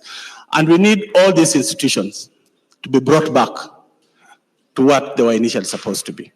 Otherwise, without institutions working, look at Parliament, what's happening. It's just part of a deliberate attempt to weaken the institutions and recreate an imperial state that people fought up against in the 90s, in the 80s, in the 70s. Thank you. Thank you so much. Bonnie, as we wind up, what are your closing remarks? And possibly when we look at governance, of course, there are many arms of government that are there and other institutions. From the role of judiciary, we've not had them coming out and even commenting in terms of what has been happening. As you close, what would you want maybe the judiciary to be very keen on, especially given the police brutality and what we've been seeing? Wow. I don't think there's a police officer in jail for killing a peaceful protester. They rarely do that. I think one of the things that we blame the judiciary on is that they are independent, but they do not have the courage to jail big perpetrators. We look at Governor Obado and the case about Sharon that happened about 6-7 years ago. And a murder happened, but the man is still walking scot-free. And the same is actually has another case in court about corruption. So the man is actually a repeat offender. Shouldn't even have bail. So you realize that sometimes the judiciary says you're innocently proven guilty, right? But in this country, you're guilty until proven rich, because rich people do not get the same laws that apply to poor people.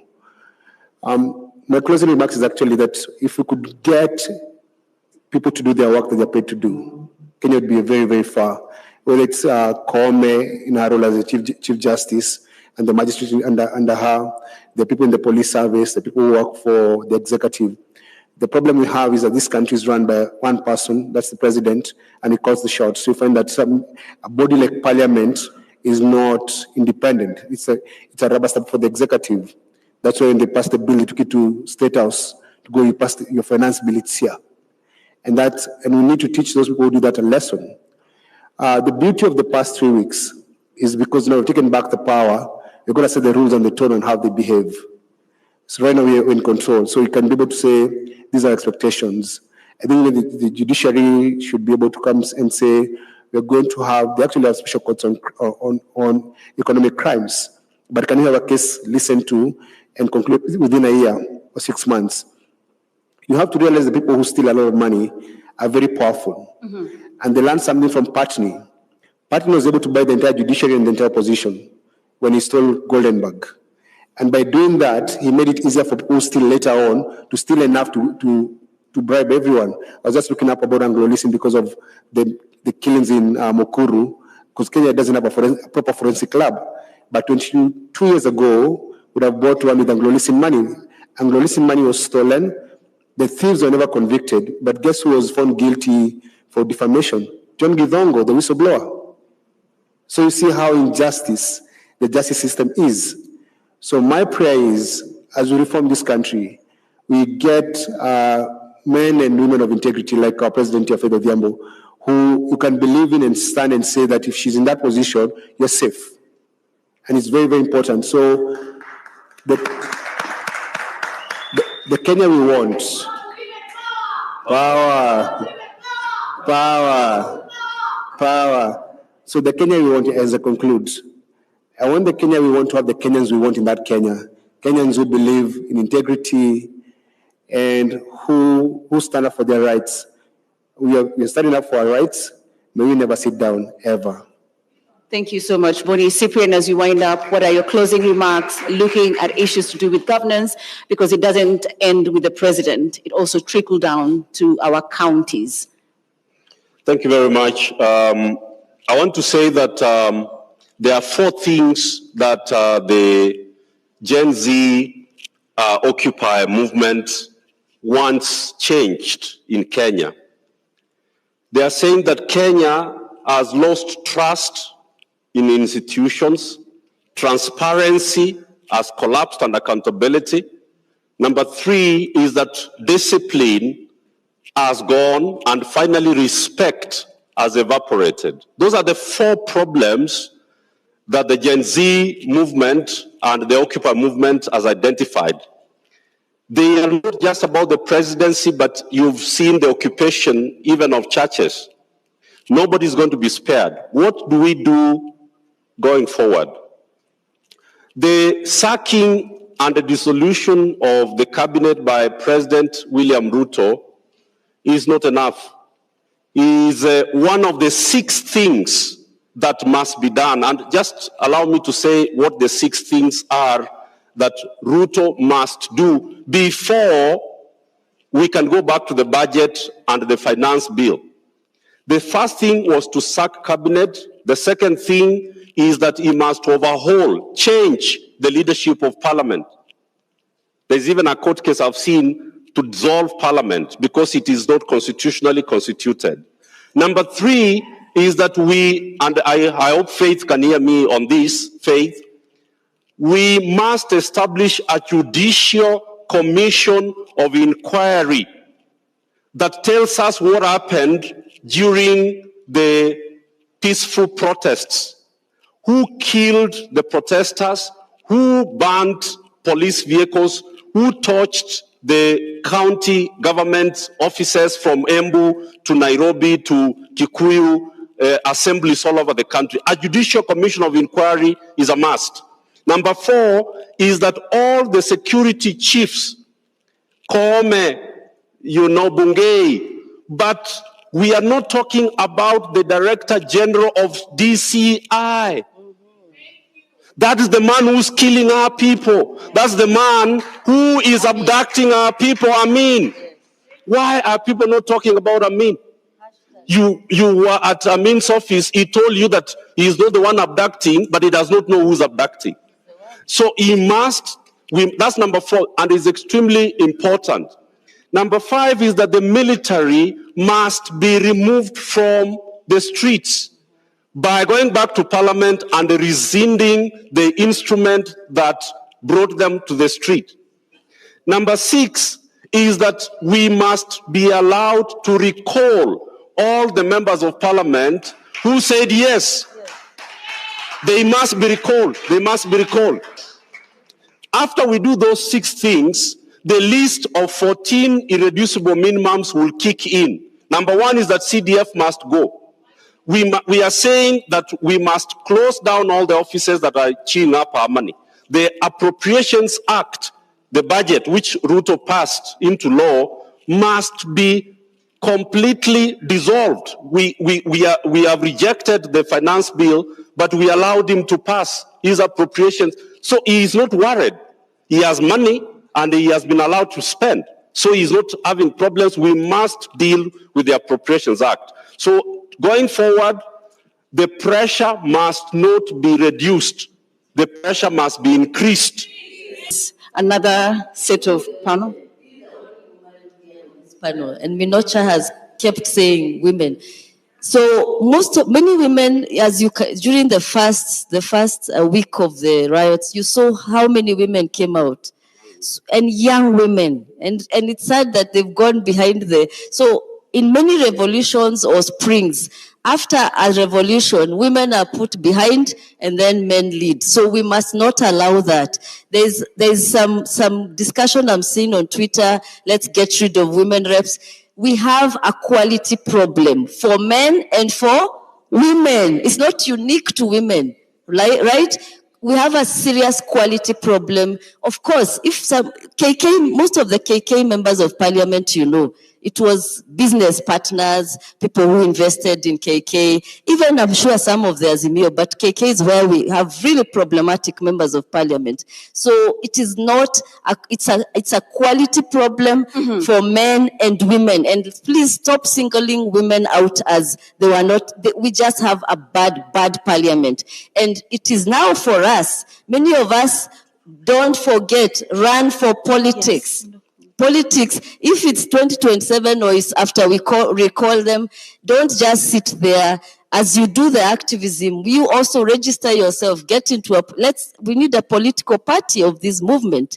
Because without that, those are the instruments of getting into power. We will just be talking and then so we need all these activists, and let's own that activism and take that. Can you imagine if we all went into government? We would change everything. So the pressure must not stop. That's what I would like to say. A round of applause. Thank you so much for sharing your insights there. Asante sana. Thank you so much. DJ, as we transit, a little bit of music. Oh, okay. I'm being told we are getting into another round with a list of panelists as well. So you can leave the stage. Thank you so much. We have Tess Wavinya from... Yeah. Oh, she's here. Yes. On this round, we have Tess Wavinya from LSK Council. Please take the stage.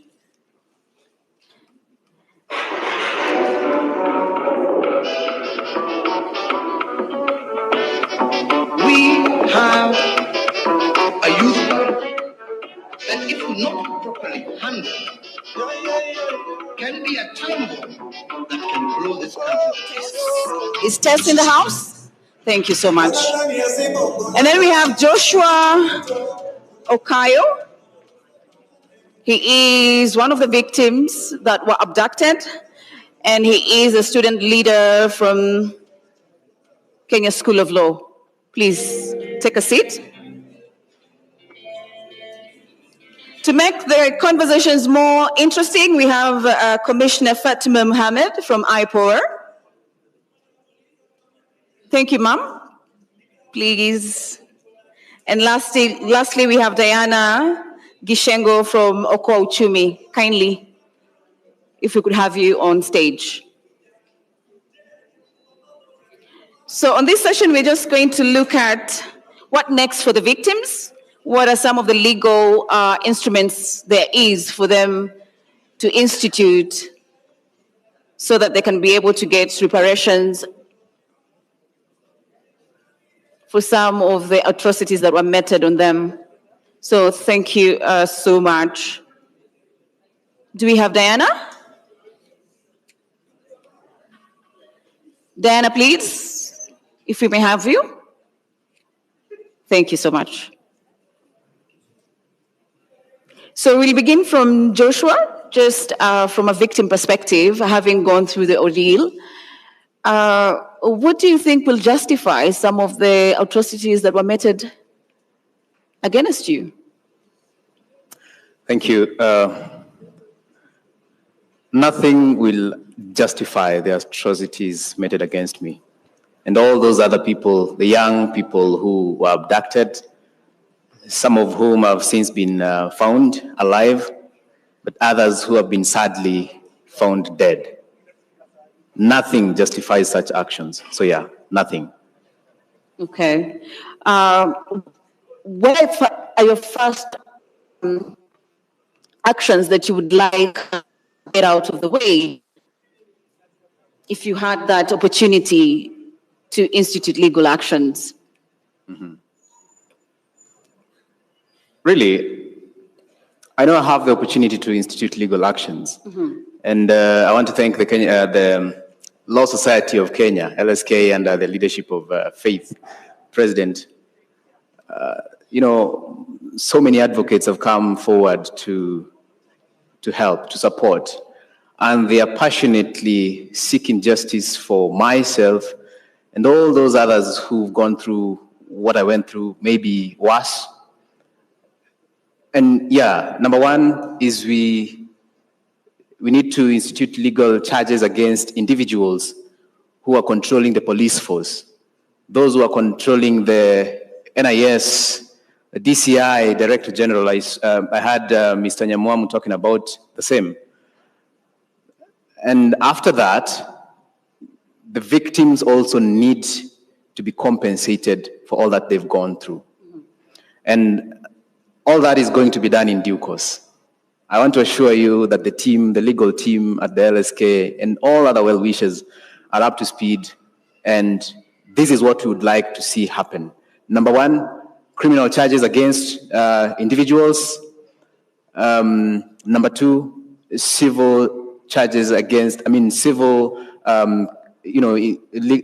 matters against the government and those involved, so that then we don't just see them serving sentences, if at all they will. I hope they do. But then ultimately, we also get to get back to our previous state of physical and mental state. Thank you so much, Joshua. Tess, moving to you. As a body, LSK, are you looking forward to possibly institute legal actions? And what are some of the support that you're already giving to these particular victims of police brutality? Because there was issues of psychological trauma, especially for the victims that underwent the brutality. Yeah. Thank you very much. Well, allow me first to state that in our country, we have the Constitution. And in the Constitution, it gives guidelines on how the government is supposed to work from the powers that has been delegated by the people. They do not have the sovereign powers. And it's also from there that such bodies like LSK are formed to keep checks and balance to the government. Now, as you've asked me, what are the measures that have been taken? As LSK, our first mandate is to uphold the rule of law. When you're upholding the rule of law, we're reminding the government, the current regime, which is trying to do and act on its draconian acts, that justice is our shield and defender. And it is not a cloistered virtue. And that's why we called upon our young members to go on the streets, pro bono, to live billable hours, so that we help those whom were peacefully assembling to protest and they were arrested, abducted, and taken to police station or detained in places we don't know. We do not have the much capacity to take them to psychological places, but we've been able to partner with other people, with NGOs, with human rights organizations, with psychiatrical facilities, so that we be able to enable them to get such help. Because we are not in normal times anymore. We are in abnormalities. Someone goes to the street to protest. They don't go home. Their families are scared. They don't even know where their child has gone to. When you call the phone, no one answers. A good example, the KSL student seated on my left. We got information of where he was found in Murang'a. I was the key person to get that information. And it was so unfortunate that he couldn't even comprehend or even want to speak.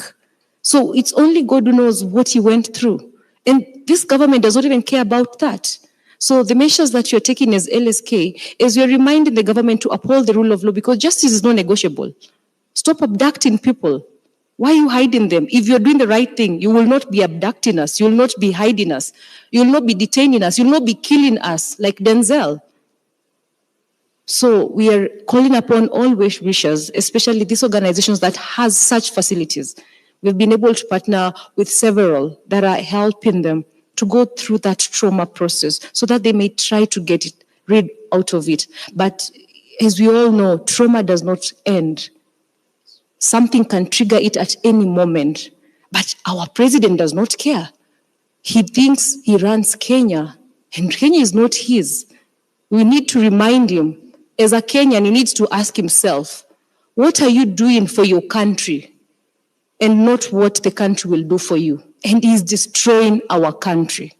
Thank you. Thank you so much, Tess, for that. Commissioner Fatima Mohammed, thank you so much for joining this panel.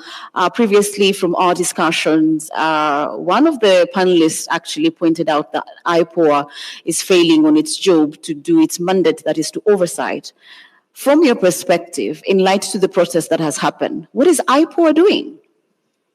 Thank you very much, and for giving us this opportunity to come and highlight exactly what we are doing. First, we have to understand the mandate of IPOA. The mandate of IPOA is to oversight the police in holding it accountable into doing its work. Two, and to ensure professionalism in police work. And to handle how to handle complaints independently. That's a clear mandate of IPOA. What are our functions? One is to investigate police killings and police causing serious injuries. And that's where we are at this particular time. And for these cases that now we have, since the protests have started, I just want to speak about that one right now. That's what is at stake right now, is we're in the process of investigating and recommending to the DPP. One, it's a legal process. And once it's a legal process, you'll need evidence, you'll need statements, because when you send it to the DPP, what will he ask you for? He'll ask for all the evidence, for him to take it to court, for it to be sustained. Already we are asking for people to come forward, give us statements, so that when we go to the DPP, he has something to take to the courts. Otherwise, if we take things that we just pick from the social media here and there, it doesn't help us.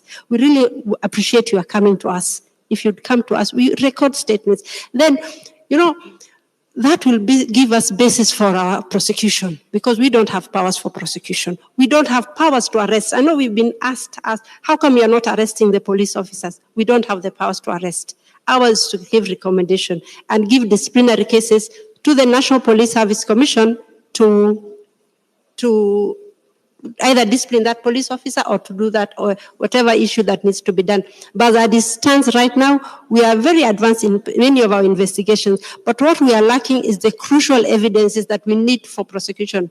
The DPP, where we work together every single day, and is always asking, where is the stage, at what stage have you reached here?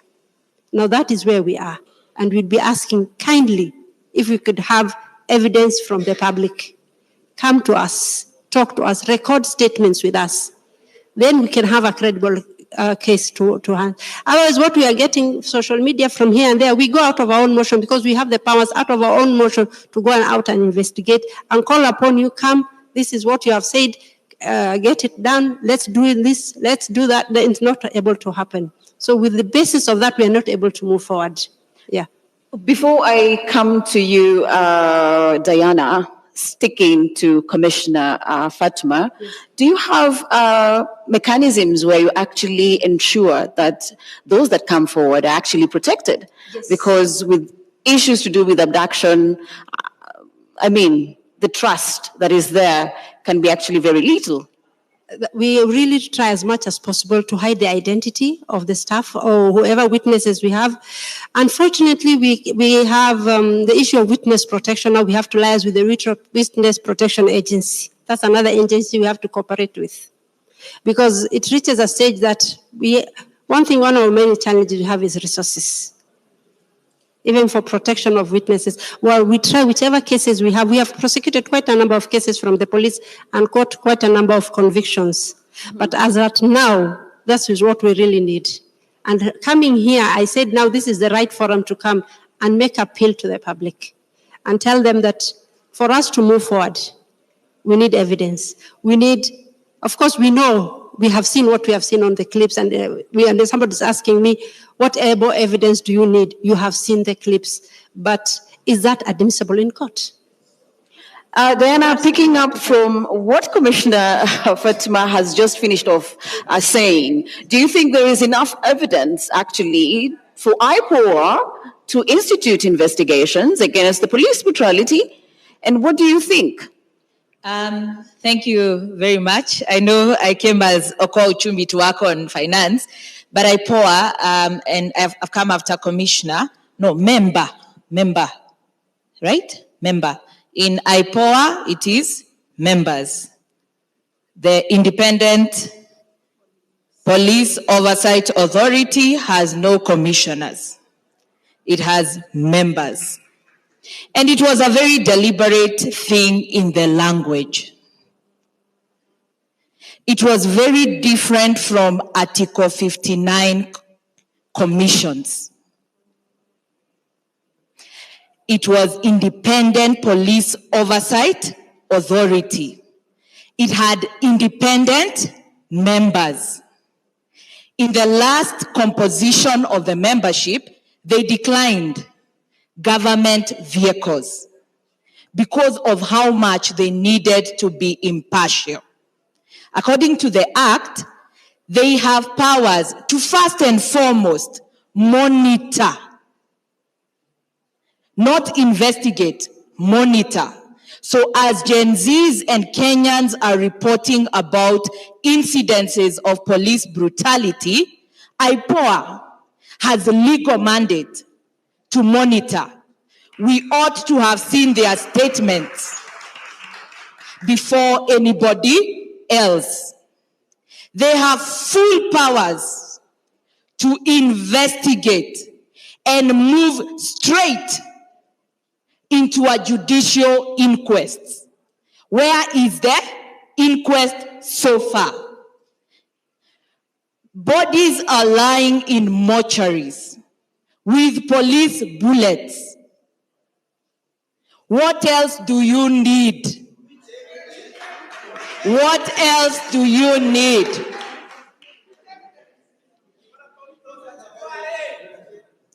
People are shot broadly and recorded on video. Journalists, local and international ones, ask, give us the video they are given. IPOA, what do you want?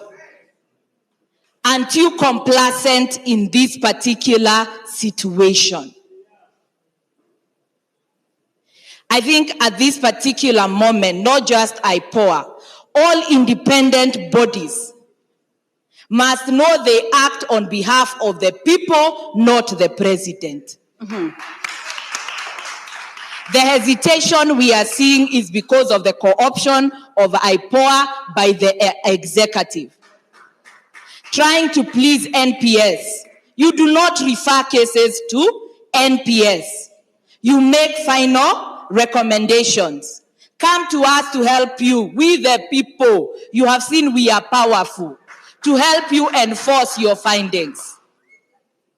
I wish IPOA was here in the morning when we had narrations of people who can't sleep because they were tortured, leave alone the ones who are dead.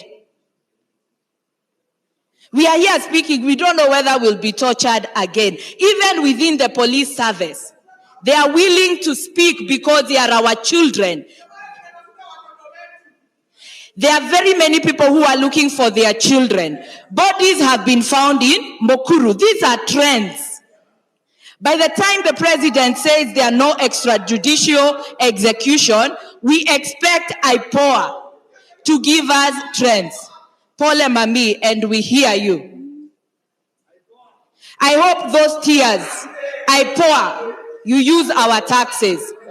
It must change. Thank you so much, Diana. Coming on from a law perspective. You want to respond? Yeah, thank you, Diana. I mean, I understand and I feel the pain. True.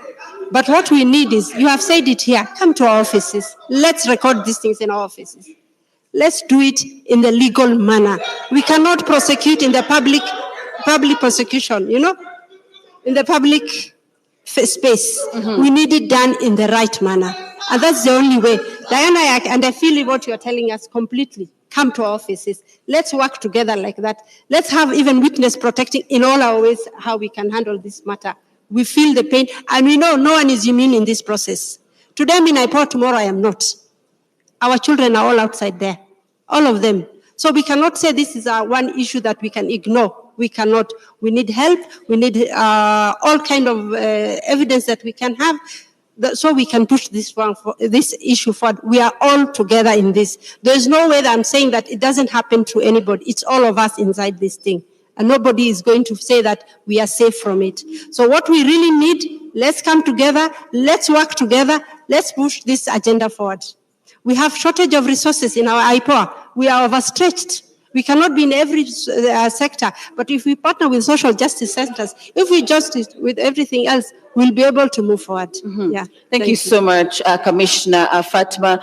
Coming back to Tess, if I may have your attention, Diana mentioned an inquest, and there is the issue of reparations. Is it enough for people that were tortured and even experienced the impact and the effect of the protest to get justice? Is it enough? Thank you very much. It is not enough because it is not being done. If I may retaliate, the mission of IPOA to conduct impartial and independent investigations, inspections, audits, and monitoring of the National Police Service to prevent impunity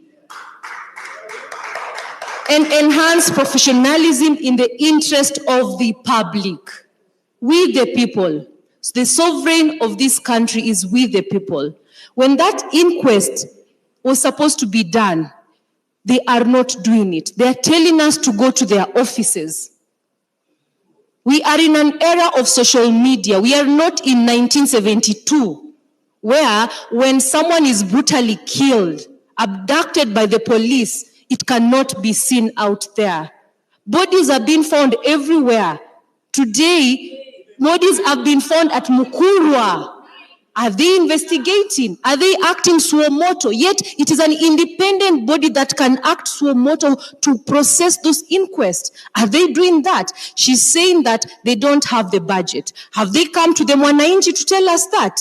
Are they waiting that when we need them, it's when they come and tell us that failure? Why are they not doing what they're supposed to do? It is not enough until it is done. Mm-hmm. Thank you so much. Joshua, coming to you, you are a victim. What support do you need, not only you, but also from your family? Because they experience the ordeal even as you get abducted. What do you think are the initial supports that you need, you and your immediate family members? Thank you. I think before I get to the question as to what support I need, myself as an individual and the family, let me speak to this issue just a little bit. A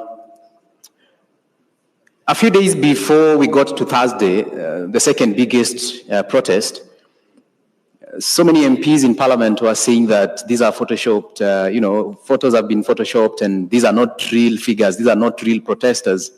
These are just, young people young children. They were actually calling us kids from middle-class families who, with Uber and iPhones and everything, until they saw the real deal on Tuesday, the 25th of June. So there's that illusion at IPOA.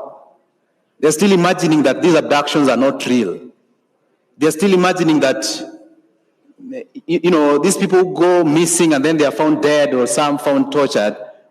These are just jokes, all right? Even with the bullets in people's bodies, they still think this is a joke. Or they think there's a special group of people somewhere that are not the police or that are not being, patronized by the government that are doing these killings. So the IPOA live or they are working, I don't know whether they're working really, under an illusion that these are false abductions, these are false killings, and probably I think in their heads they think no one has been killed so far by the police. Because they want the victims, all right, to present evidence. They want the victims to come and report. How can a dead person come and report IPOA? How can a dead person actually come to you to report? Today I've seen they've given about 14 names. I've seen the post they made about 14 names calling us to, I think I was one of them, to go and report at IPOA. Did you even mind that maybe some of us are not walking? I remember the first day I could not walk. When I was picked, I could not walk. I could not speak. All right? Or are you going to wait until all of us are fine, can speak, can walk, so that you start when everything is all cool and now you can hide behind all that calmness? I think it's time we just call them out. And all of them should go out, they should go home. Now, as to the support, and I don't want to speak just for myself,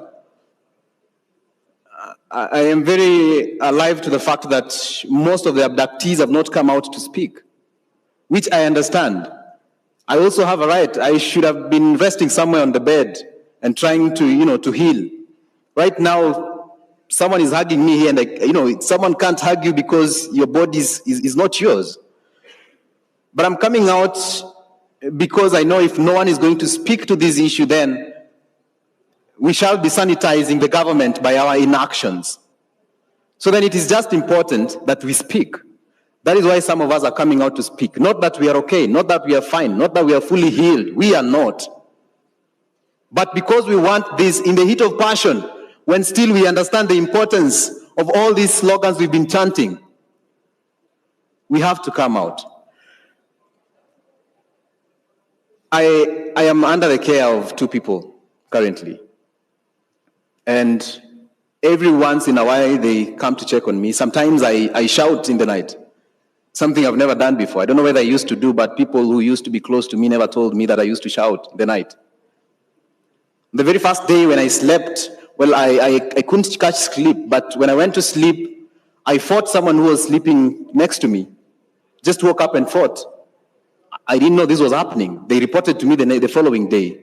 I've had serious issues of sleeping. Sometimes I just zone out. All right? So, number one is we need to be supported psychosocially. We need to, of course, I've started conversations with some counseling psychologists, but I don't think all the abductees have a pleasure of getting such people. So it is important that this is brought to the attention of everyone else, that we need to be supported by counselors, counseling psychologists, psychiatrists, and everyone else who can support us mentally. Those of us who've incurred charges in hospitals, I remember the first day when I went to the hospital, we had some charges that we incurred. And afterwards, I've been going to the hospital. I've gone to the hospital like 4 times now. Every time going for reviews, every time going for checkup. And my left arm is still not functioning. Why? Because I don't know really why, but they can't find what's up with my arm, especially the upper part of my left arm. So such things, you don't really know what's happening. Maybe we are going to the hospitals where they can't get to know what's up. If we could just afford to go to a better hospital, all right, where such things can be checked, where such scans can be taken, so that we get to understand what's happening. Some of these people will be coming forward, and you may think they're okay, they're walking, they're okay. But deep down in their bodies, they have some injuries that they cannot show you. Also, I think it's just in order that the mental torture that we've gone through, and this is not a burden I'm going to put to the general public.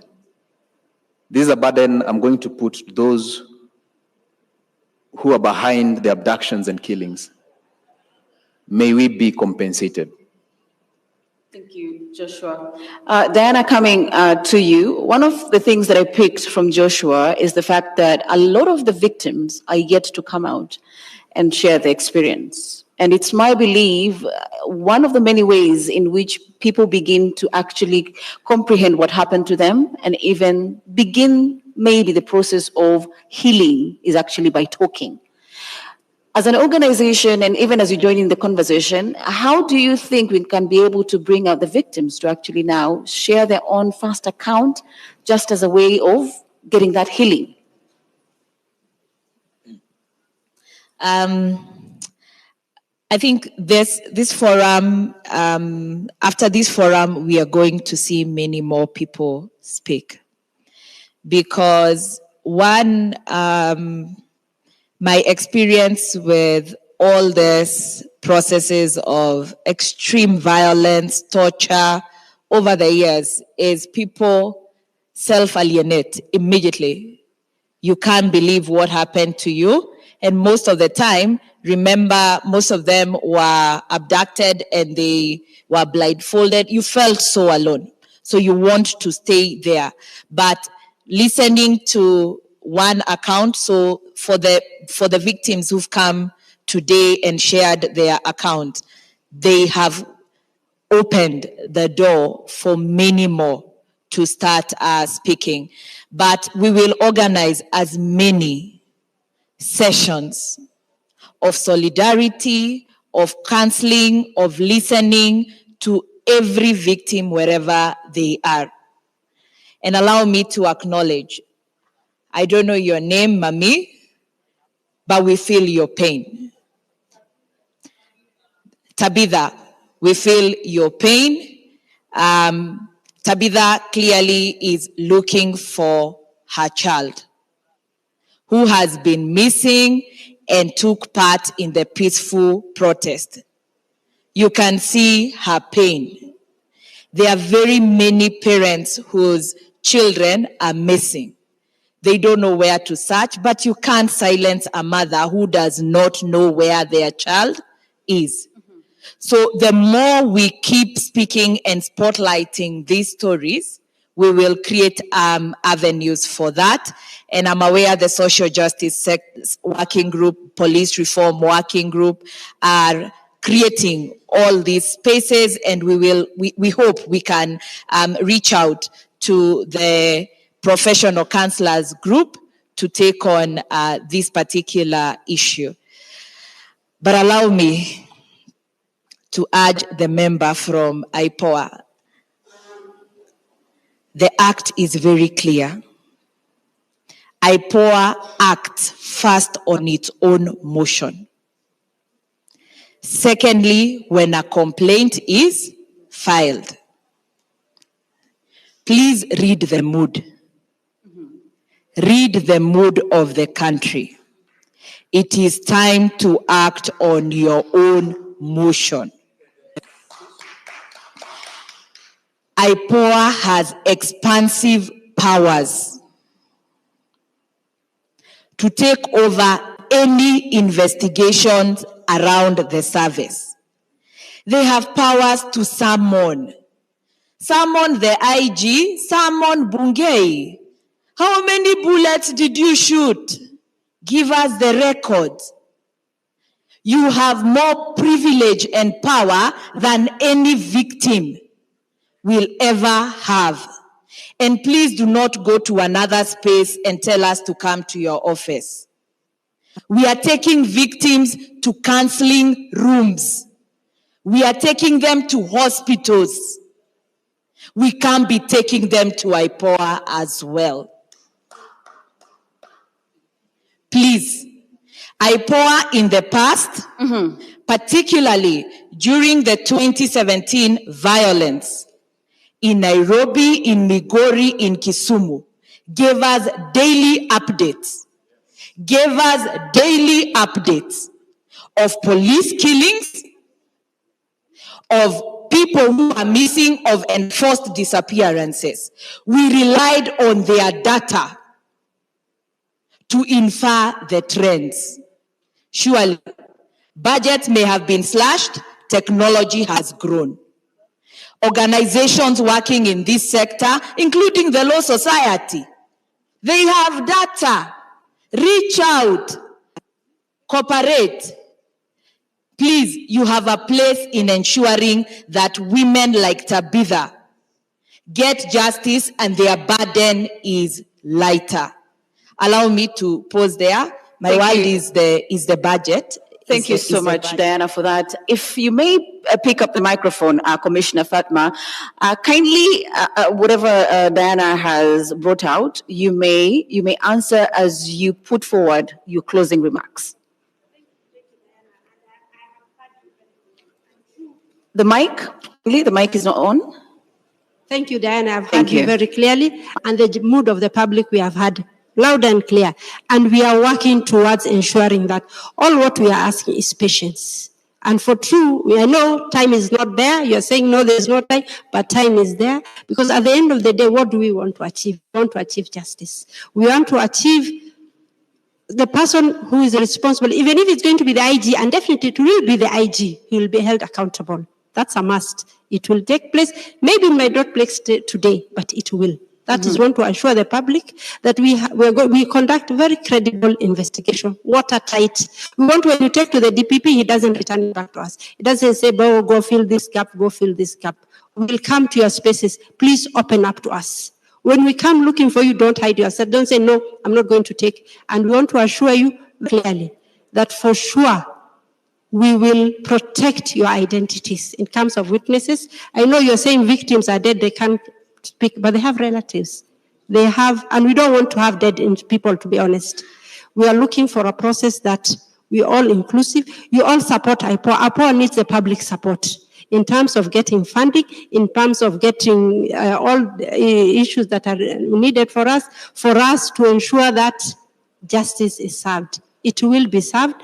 Daily updates, we find like that if you release everyday statements, people will like, this is too much now. But we give you, since these protests have started, we have been releasing quarterly. I mean, every other week we've been saying, these are the number of cases we have. Up to our record, we have up to 39 dead. There could be more. we're asking for more space, for more information. We will come to you. If you feel that you cannot come to our office, Diana, we are ready to come to your to the social justice centers. We have our working MOU with LSK, very clear. We have signed one so that we can cooperate. We are looking for cooperation with members of the public. We are looking with cooperation for any institution, civil society. We have gone to Bunge ourselves, asking for more funds, more powers, because we are very limited. You're saying we have powers, yes, but it's up to a certain limit. We hand over the files to National Police Service Commission for disciplinary. We hand over the files to the Director of Public Prosecution to prosecute. Then he's the one to take it to the judges. But if we can have it ourselves, those prosecutorial powers, you'll tell me, okay, what else are you reading for? You go direct to the judges. Judicial inquest of inquiry, we've asked for it from the time of the Rivayala bodies that happened. We have not kept quiet, and we are not sleeping on the job. What we need is cooperation from the public. We want patience from the public. I know you'd want answers immediately. You want us to arrest so and so. We have no powers to arrest, but we are asking for every information. We write to the IG on a daily basis to ask to give us, like when we are monitoring, when we say we monitor police operations, we monitor and investigate police operations. And when you investigate, you monitor the operations, you ask them to give us the deployment. Who was on that street? Who was on the deployment for the officers that were taken in that process on that day? So those are the things we are looking for. Here we're asking to come to us. We also have a psychosocial support system that can help, because we all need it ourselves. Even hearing from you now, myself, I think I also need counseling, because it's too much to bear. And we're all in this together. I'm sure today when we go home, we'll all feel and say, and you're not alone. You are all in this together. So that's my closing remarks. Thank you so much, Fatima, Commissioner Fatima. As you take up the mic, Tess, kindly give us your closing remarks. And picking off from what Commissioner has said, they're looking for cooperation. They're looking for information. Thank you very much. In the public eye, the last time we had faith in IPOA, as she has mentioned, was 2017 and 2018. If IPOA wants to redeem itself, she is saying that they give us weekly updates. Why don't you give us daily updates? These killings are being done every day. These abductions are happening hour per hour, not weekly. If you want to redeem your image to the public, remember you are acting on behalf of the public from the delegated power we gave you as we the people. Give us those daily updates. We do not wish to see updates tomorrow on Twitter, the IPOA Twitter handle saying we could not trace Ogunda to record a statement. You can find Ogunda. You can find those abductees. Yes, we do have an MOU with LSK, but have they written to us to help them to get the information on the ground? No. So if IPOA wants to redeem itself, please take up the mantle. Do your work independently as per the powers you've been given by the people of the Republic of Kenya through the IPOA Act. Go on the ground, investigate, get to know. And I'm sure once we start seeing you on the ground, we will willingly come, restore your image, and we will willingly cooperate, because we want, as we are saying, we do not want dialogue. We want action. We are tired of dialogue. We want action. If we start seeing action tomorrow, all of us will flock at IPOA's office. All of us, myself included, because we have been victims as well. We've been followed by plainclothes police. We don't even know who they are. But if I go and nothing is being done, so that is what we are asking. Just do the work, and as Kenyans, we will cooperate. My final submissions. I'm speaking as an advocate and also as a member of the Republic of Kenya. And as we want to ask Dr. Ruto, the president, as you go to bed tonight, remember the words of J.F. Kennedy. It is not about what your country will do for you. It is about what you will do for your country. And realize what the people of the Kenya are saying is what we want it done. It is not about you, it is about the people of this country. Thank you. Thank you so much, Tess. Before we come to you, Joshua, for your closing remarks, I'm meant to understand there are some burning questions from the audience. If we could get brief questions, briefly state who you are and your question, and then we could get the ball rolling. And to whom is that particular question directed to? So, yes, Mama, let's begin with you. Okay. Majina zangu naitwa Tabitha Wanjiru Kailo. I'm looking for my son. Sijui kwenye yako. Simu imekuwa mteja from date 18. That's the last time we talked to him. Na juu ya hii mambo iko, I was calling kumwambia kuongea kuhusu maandamano. Na ndio nikapata mtoto wangu hayuko ako mteja. From that time, nimekuwa nikizunguka. Nimeenda hospitali zote zenye ziko around, alikuwa na Kamweki. Nimeenda hospitali zote, nimeenda mortuary, nimeenda police station. Na to make the matter worse, ile kitu inaniuma, nimereport. Na nimereport Kasarani police station. Hakuna usaidizi yoyote unapewa. As a Kenyan, nafaa kufanya nini? Kama mzazi wa Mwangi, nafaa kufanya nini mimi? Cause ile kitu nafaa kufuata, ile jia nafaa kufuata ya kwenda kureport a missing child umefanya. Unaenda unapata police amekaa na unamwambia mtoto wako amekosekana for this time na umereport na hakuna kitu anakusaidia nayo. Anakuambia kuna data inafaa kutoka kwa Safaricom. You never know. Haujai kuwa in that scene again. Hujui utaenda wapi, hujui utaanza wapi, hujui utamalizia wapi. You can imagine hizo masiku zote unalala, unaamuka, unaenda kutafuta mtoto wako. Unaenda hospitali, unaenda mpaka unaanza kuamsha wale watu wenye wako wamelala wamejifunika. Uone kama mtoto wako alipatwa na shida yote ama aliumia kwa maandamano, ako kwa hospitali. You can imagine wenye tunaenda through. Familia, kila mtu ako kwa pande yake, ingine pande yake akitafuta mtoto. Na kuna government. Kuna ile kitu unafaa kufuata. Kuna wale watu wanafaa kutafuta missing person. Kuna data, kuna technology. How can sasa utaenda ukitafuta, unaenda ukiangalia everybody. Unaangalia kama huyo ni mtoto wako. Utafanya nini? Ukienda kwa police station anakuangalia hakushughulikii, unatafuta njia zenye anaweza kukusaidia nazo, anakuambia hana gari ya kwenda sijui kuangalia nini, sasa ni utafute pesa umpe. What is this?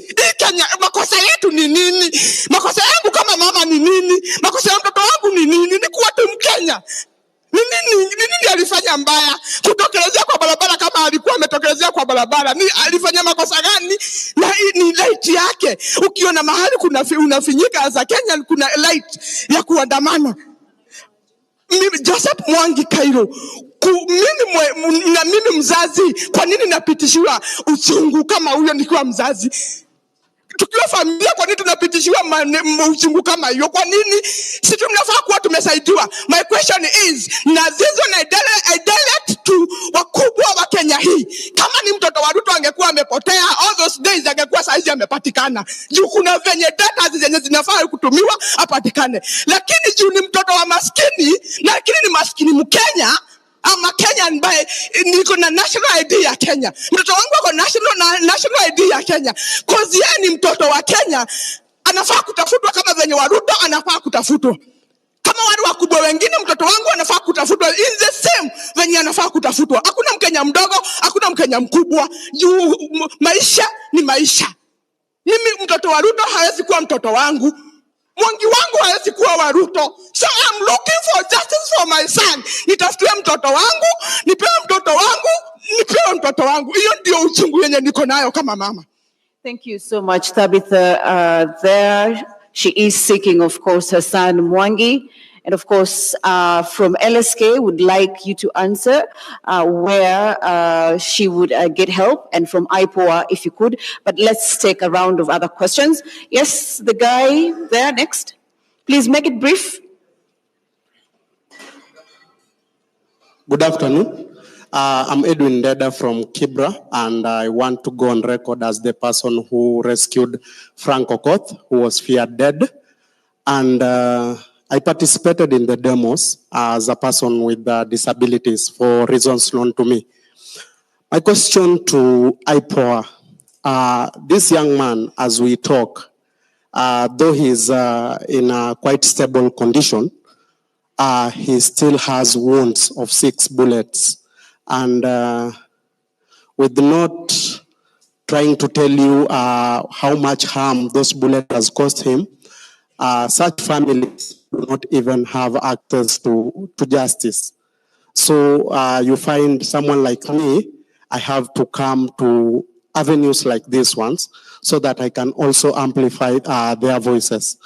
So my question to IPOA is, because part of his life, or 70% of his life, has been disoriented, how are you going to help this young man who in the first place was feared dead, and the reason is because he did not have an ID, and you know if someone dies, the only identification to his relatives is taking the fingerprints. So when the police do their scans, they don't find him on record, and the country saying he's dead, yet he is not. How are you coming to also make sure that he's not only protected, but is also able to acquire all those documents that were part of the reason as to why he was on the street? On the second question, we understand that there are people who either helped other demonstrators to go to the streets against their own wish, because there were 2 occasions. Some people were participating on demos online. Others went to the street. But there was those ones who did not want to go. But because he's a young man, a form ndio imetokea, haezi acha form. So how are we going to hold those people accountable? Thank you. Thank you so much. Let's take one more burning. I want a lady, if there is a lady in the room. A lady. Okay, let me get the guy to the front here. The one in blue, light blue shirt. Thank you. This one. This one. Thank you. Thank you so much. My name is Lerionka Tupunya Sunkuli. First and foremost, I'd like to say I'm very sorry to the mother who has just announced the loss of his son. And it's so much unfortunate. In our community, we are not supposed to shed tears because I'm a Maasai. But that mother has actually touched me. I really feel it bad when I see it's like my mother who is looking for me. Put on that shoe of that mother who is announcing the loss of her son. It is very, very painful. My question is, we have seen videos circulating, and I've attended all the demos of the killing of this Rex Masai. And the police have been masked out by the public, including the girlfriend, including his sons, the photos, but nothing has happened up to now. We have not even seen that police officer arrested. And we are here complaining that IPOA is doing something. It is totally doing nothing. My information that I will close with it is to William Ruto. Take this information to the bank. We are waiting for you. God is also waiting for you. God is also waiting for you and watching for you. Charlene Ruto, please stop lecturing the youths. We have never seen any daughter or any son of a president coming to speak for the youth. Who are you? go and nurse where injury is there. Thank you. Kindly, if you could just pass the mic here. Thank you. Please, let's make the questions precise, Yes. to the point, because we are running out of time. Please, if you may. Thank you. My name is Isaac. My question goes to the madam from IPOA. There are photos, videos circulating online. I believe you have seen them. As per now, how many police officers have been prosecuted? Number 2, last year during Azimio demos, very many people were killed. The issues were reported to IPOA. Even photo evidences were there. As per now, 1 year later, how many police officers are in court answering for killings of innocent protesters? And are we expecting any action anytime soon as per concerning people that were killed in the recent demos? If not, when are you guys from IPOA resigning, going home, so that we can disband that IPOA, we create a system that functions? Thank you. Please, let's ensure that your questions are very brief because of time. Kindly, the lady, and then we will close at that point. Thank you. Good afternoon. My name is Ruth Ambogo, and mine is just to make a very brief statement. I happen to be one of the people who have been actively taking care of the people, some of the victims who went through whatever they went through during these demonstrations. And from my observation, all I would say is that these people need the support of the community. You know, sometimes what happens is that when someone, for instance, is abducted and found, people now go quiet and think that all is well. These people need beyond telling them pole. These people need you to act beyond asking them questions about what they went through. They need your support. They need your presence. Some of them need you to physically come and sit with them and just, spend some time with them. So if you hear or know of any of your friends, close friends, distance friends, who have gone through these horrendous experiences, find some time, look for them, but most importantly, do not bombard them with questions about what they went through.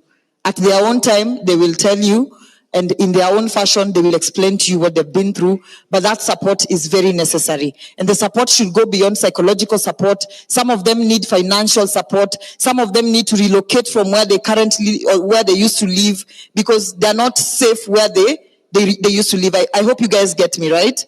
And I'll donate 30 seconds to the LSK member to ask a question. Because we're running out of time, I would like Commissioner to answer kindly. Let me throw in just 1 second question. I want the Commissioner to give us an update. They are saying they have 39 people are killed. Were they involved in the pathologist? Have they recovered the pathologist report, ballistic report to know where the guns came from, where the bullets came from? Those are the things we want to know, so that we're able to know who are the guys we are going after. So they're not just stories of action. And so we want to know, what have you done with the data? Thank you. Thank you so much. So please, Commissioner Fatma, if you could, a lot of the questions were directed to you. The first one from Mama Mwangi, if you could, as IPOA, as an oversight authority, how can you help her to find his son? And then there was another one that was directed to you from a gentleman that was seated in the middle. There's a guy that has lost much of his ability to do anything, 70%. How do you ensure of his safety even as he continues to give information to IPOA? And what are some of the financial support from your organization that you can be able to accord the guy? And then the other question that came from the other end is, what are some of the cases as IPOA has instituted so far, and how many police are behind bars? Okay. Thank you very much. Mama, I feel you. As a mother, I know what you're going through. And I just want to assure you that we'll work together. We'll see how best it is that we can help you, so that we can also get your missing son. And it comes to the issue of Rex Masai. We have reviewed the clips. the CCTV cameras, and we find the suspect is still at large. We have done post-mortem. We were there. We are looking at the ballistics. You know, we don't even have labs to check on this ballistics. We rely on DCI. That's also another shortcoming that we have. So when we get DCI examining the same ballistics that they are using, it becomes a bit difficult. That is why during the task force of the Maraga, we recommended that the DCI forensic lab gets out of the DCI. It becomes independent. Those are the part of the reforms that we need as a country. For that way, we'll be able to analyze. So when we attend, we are not able to get ballistics. It becomes very difficult. What we're in the process and seeing how best. We have written letters to the IG to ensure that we get the correct number of details of what is missing in our report. In fact, the case of Rex Masai, we are almost closing in. And at the end of the day, I want to assure members of the public, we will get justice for Rex and all the 39 or 40 members who died of this Kenyan Republic. Postmortems we have attended. We are recording statements. At the end of the day, we'll assure you that we'll have justice. I think that's where I want to leave it at. Thank you so much, Commissioner Fatma. LSK, be brief in terms of what are the helps that you can be able to give in relation to Thabita, who is seeking her son. Thank you very much. My mother, it is unfortunate that for the past 2 weeks, you have not been able to sleep because you don't know where your son is. In law, we have a recourse of habeas application. After this, we'll be able to come and get in touch with you, and we get all the details, and we proceed to file a matter on habeas application.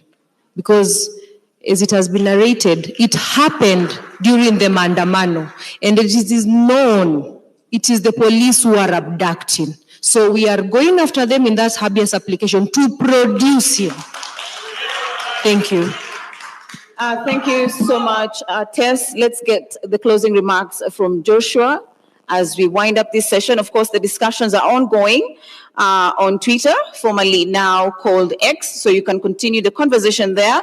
But Joshua, on your closing remarks, what is your call on action to the leaders that are listening and watching today? IPOA, the members of IPOA, your difference, the difference between you and CSS is just time.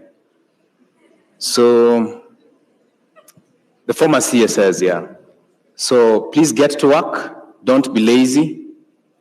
Do that which you're paid to do, because you are getting your salaries from the Kenyan people. To my fellow young people, especially those who were abducted and found alive, I would love to encourage you to come out and speak. Because if you don't speak, if you don't tell people what is really happening, what this government and the police are really perpetuating, then no one is going to know the dark side of the police and the government at large. To everyone else, do not be deluded by the two things that have been done. Do not be cheated that because the cabinet secretaries have been dismissed, that because the finance bill 2024 was dropped or rejected, then someone is meaning well for you. They are not. Because if they did, we would not have gotten to a point where after killings, after abductions, after torture and everything, then the perpetrators are calling for dialogue. If they wanted dialogue, that should have been done way before. If they indeed meant well for the people of Kenya, and they wanted to engage the young people and act upon their requests and demands, they should have done this.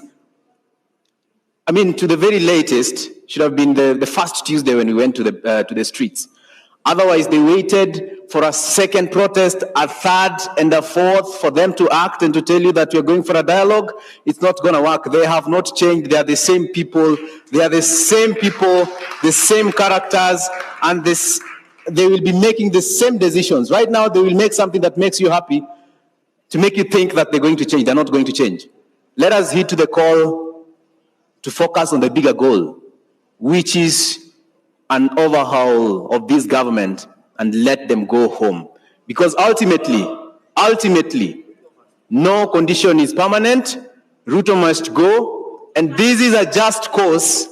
And when the cause is just, conquer we must. Please help me say that. When the cause is just, when the cause is just, when the cause is just, when the cause is just, and indeed we shall conquer. Thank you. Thank you so much, Joshua, for that powerful closing remarks. At this point, I'd like to close. Make my closing remarks. Oh, you didn't? No. Oh, thank you. Mine is twofold. One, in addition to IPOA, the NIS is also supposed to have a similar oversight body under Section 66 and 67. It has never been operationalized despite numerous court ruling. The National Intelligence Service, that's a major area. Then the second area is, and the chair of the student at KSL has clearly indicated that this revolution is being given to us with a lot of trickery and treachery. When the president rejected the finance bill, we all felt a sense of a win. But the following day, he signed something called the Appropriations Act. That gives him full powers to spend the budget that he created with the wrong priorities and so on. He said he needed to do it before June. People, that is a lie. The Constitution anticipates that we can close a financial year without an Appropriations Act. And thereafter, the government will only be allowed to spend 50% until a proper Appropriations Act has been passed. He has said he will amend it using a supplementary budget.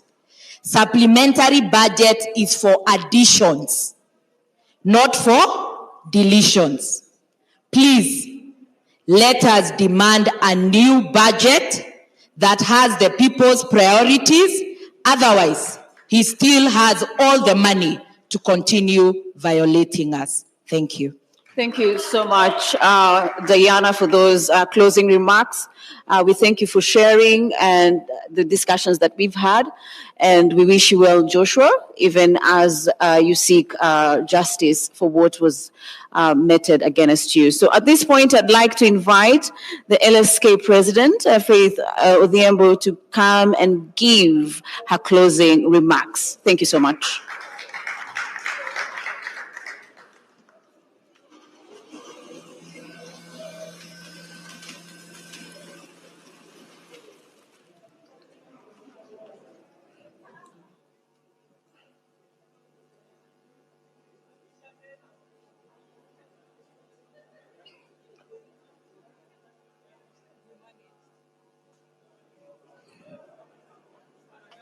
Thank you. Good job you're doing. How are you?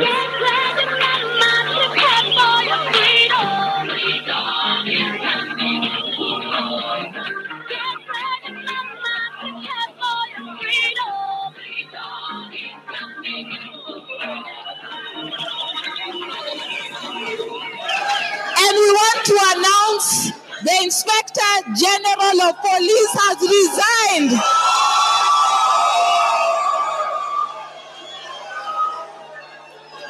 People's power, people's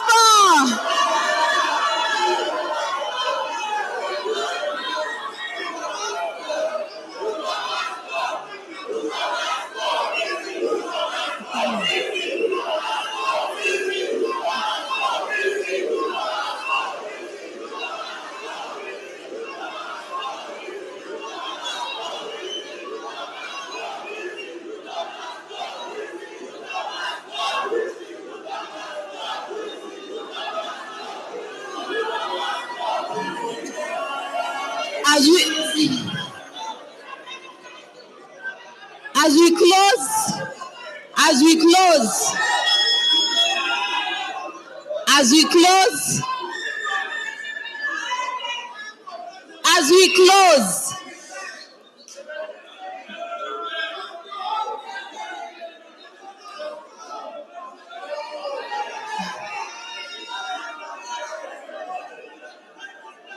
we close, give me 2 minutes, 2 minutes, 2 minutes.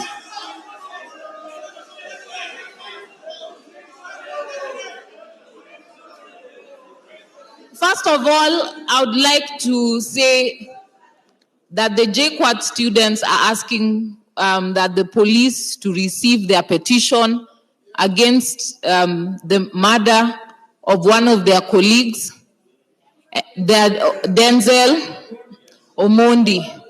And so they're asking that their petition be received, that the police are humble enough to meet them, receive their petition for the full investigation onto the death of one of their very own, one of our very own, one of our comrades.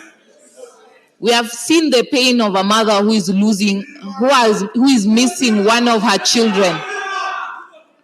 And so these are complaints that we ask all the police agents, take your work seriously. We seek that justice not only be done, but to be seen to be done. As we end this session for today, we have not, the Citizens Assembly will continue. We will collate what we have agreed today and share them as part of the views of the Citizens Assembly. We'll be working to come closer to each and every one of you. And our motto is,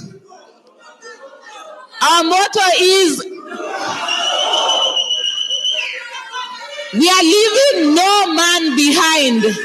We will leave no man behind. So we invite one of our very own to end this session. When you are to ski tutafanya nini? Tutaanguka nayo. Viva comrades, viva! Viva comrades, viva! I want us to take a 1 minute moment of silence for all the lives that we have lost. We are going to say their names, and when we say their names, you're going to say viva in their honor. Denzel Omondi, Brian Lemayan Kasaine, Austin Makoha, Mike Kihunga, Kelvin Madanga, and all the people whose lives have lost. Tutasonga kwa mapinduzi, tukomboe Kenya na wananchi wote. Social justice tupe uwezo. DJ. Haya, tutaimba wimbo wa mapambano. We'll raise our left hands in honor of our country.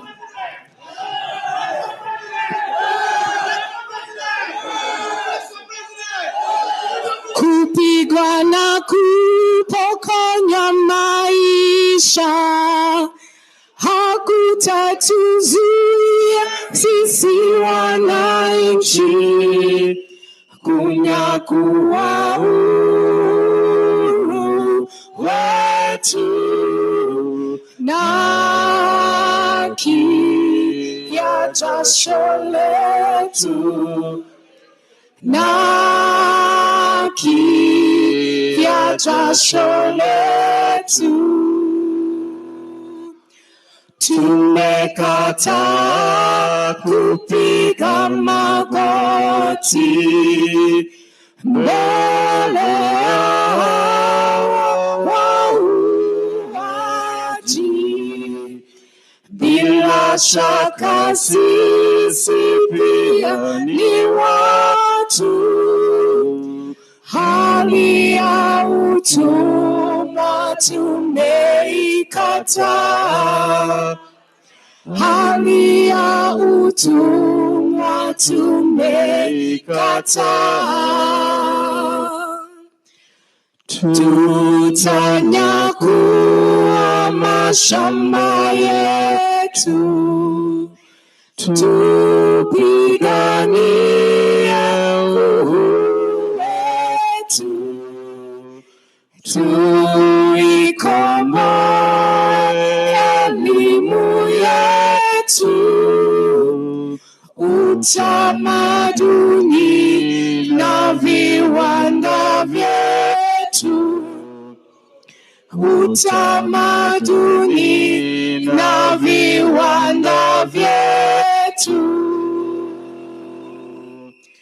Sisi hatutaki kudhulumiwa, hatutaki tena mauaji, ili kupetuliangushe haki na uhuru zichanue, haki na uhuru zichanue, na uhuru wetu wa Kenya, wa Kenya, uhuru wetu wa Kenya, tupiganie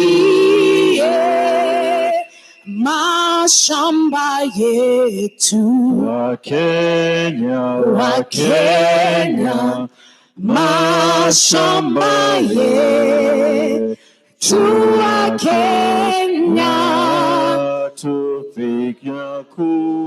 tupiganie na jenzi wetu wa Kenya, wa Kenya, na jenzi wetu wa Kenya,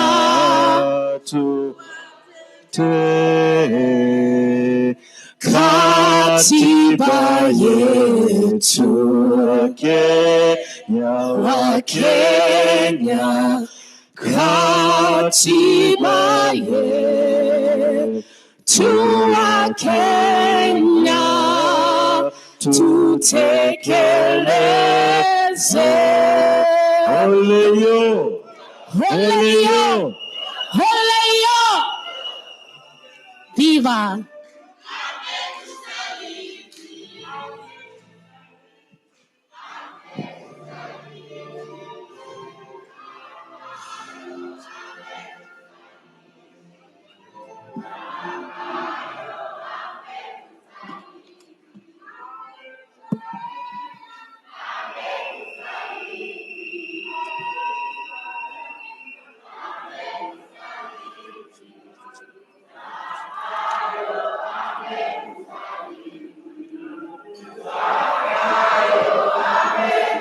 Wanaibia nini?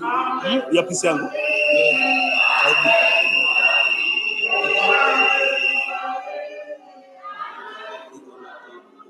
Brayo. Kawana mpe brayo yako. Nanga nikula baba please.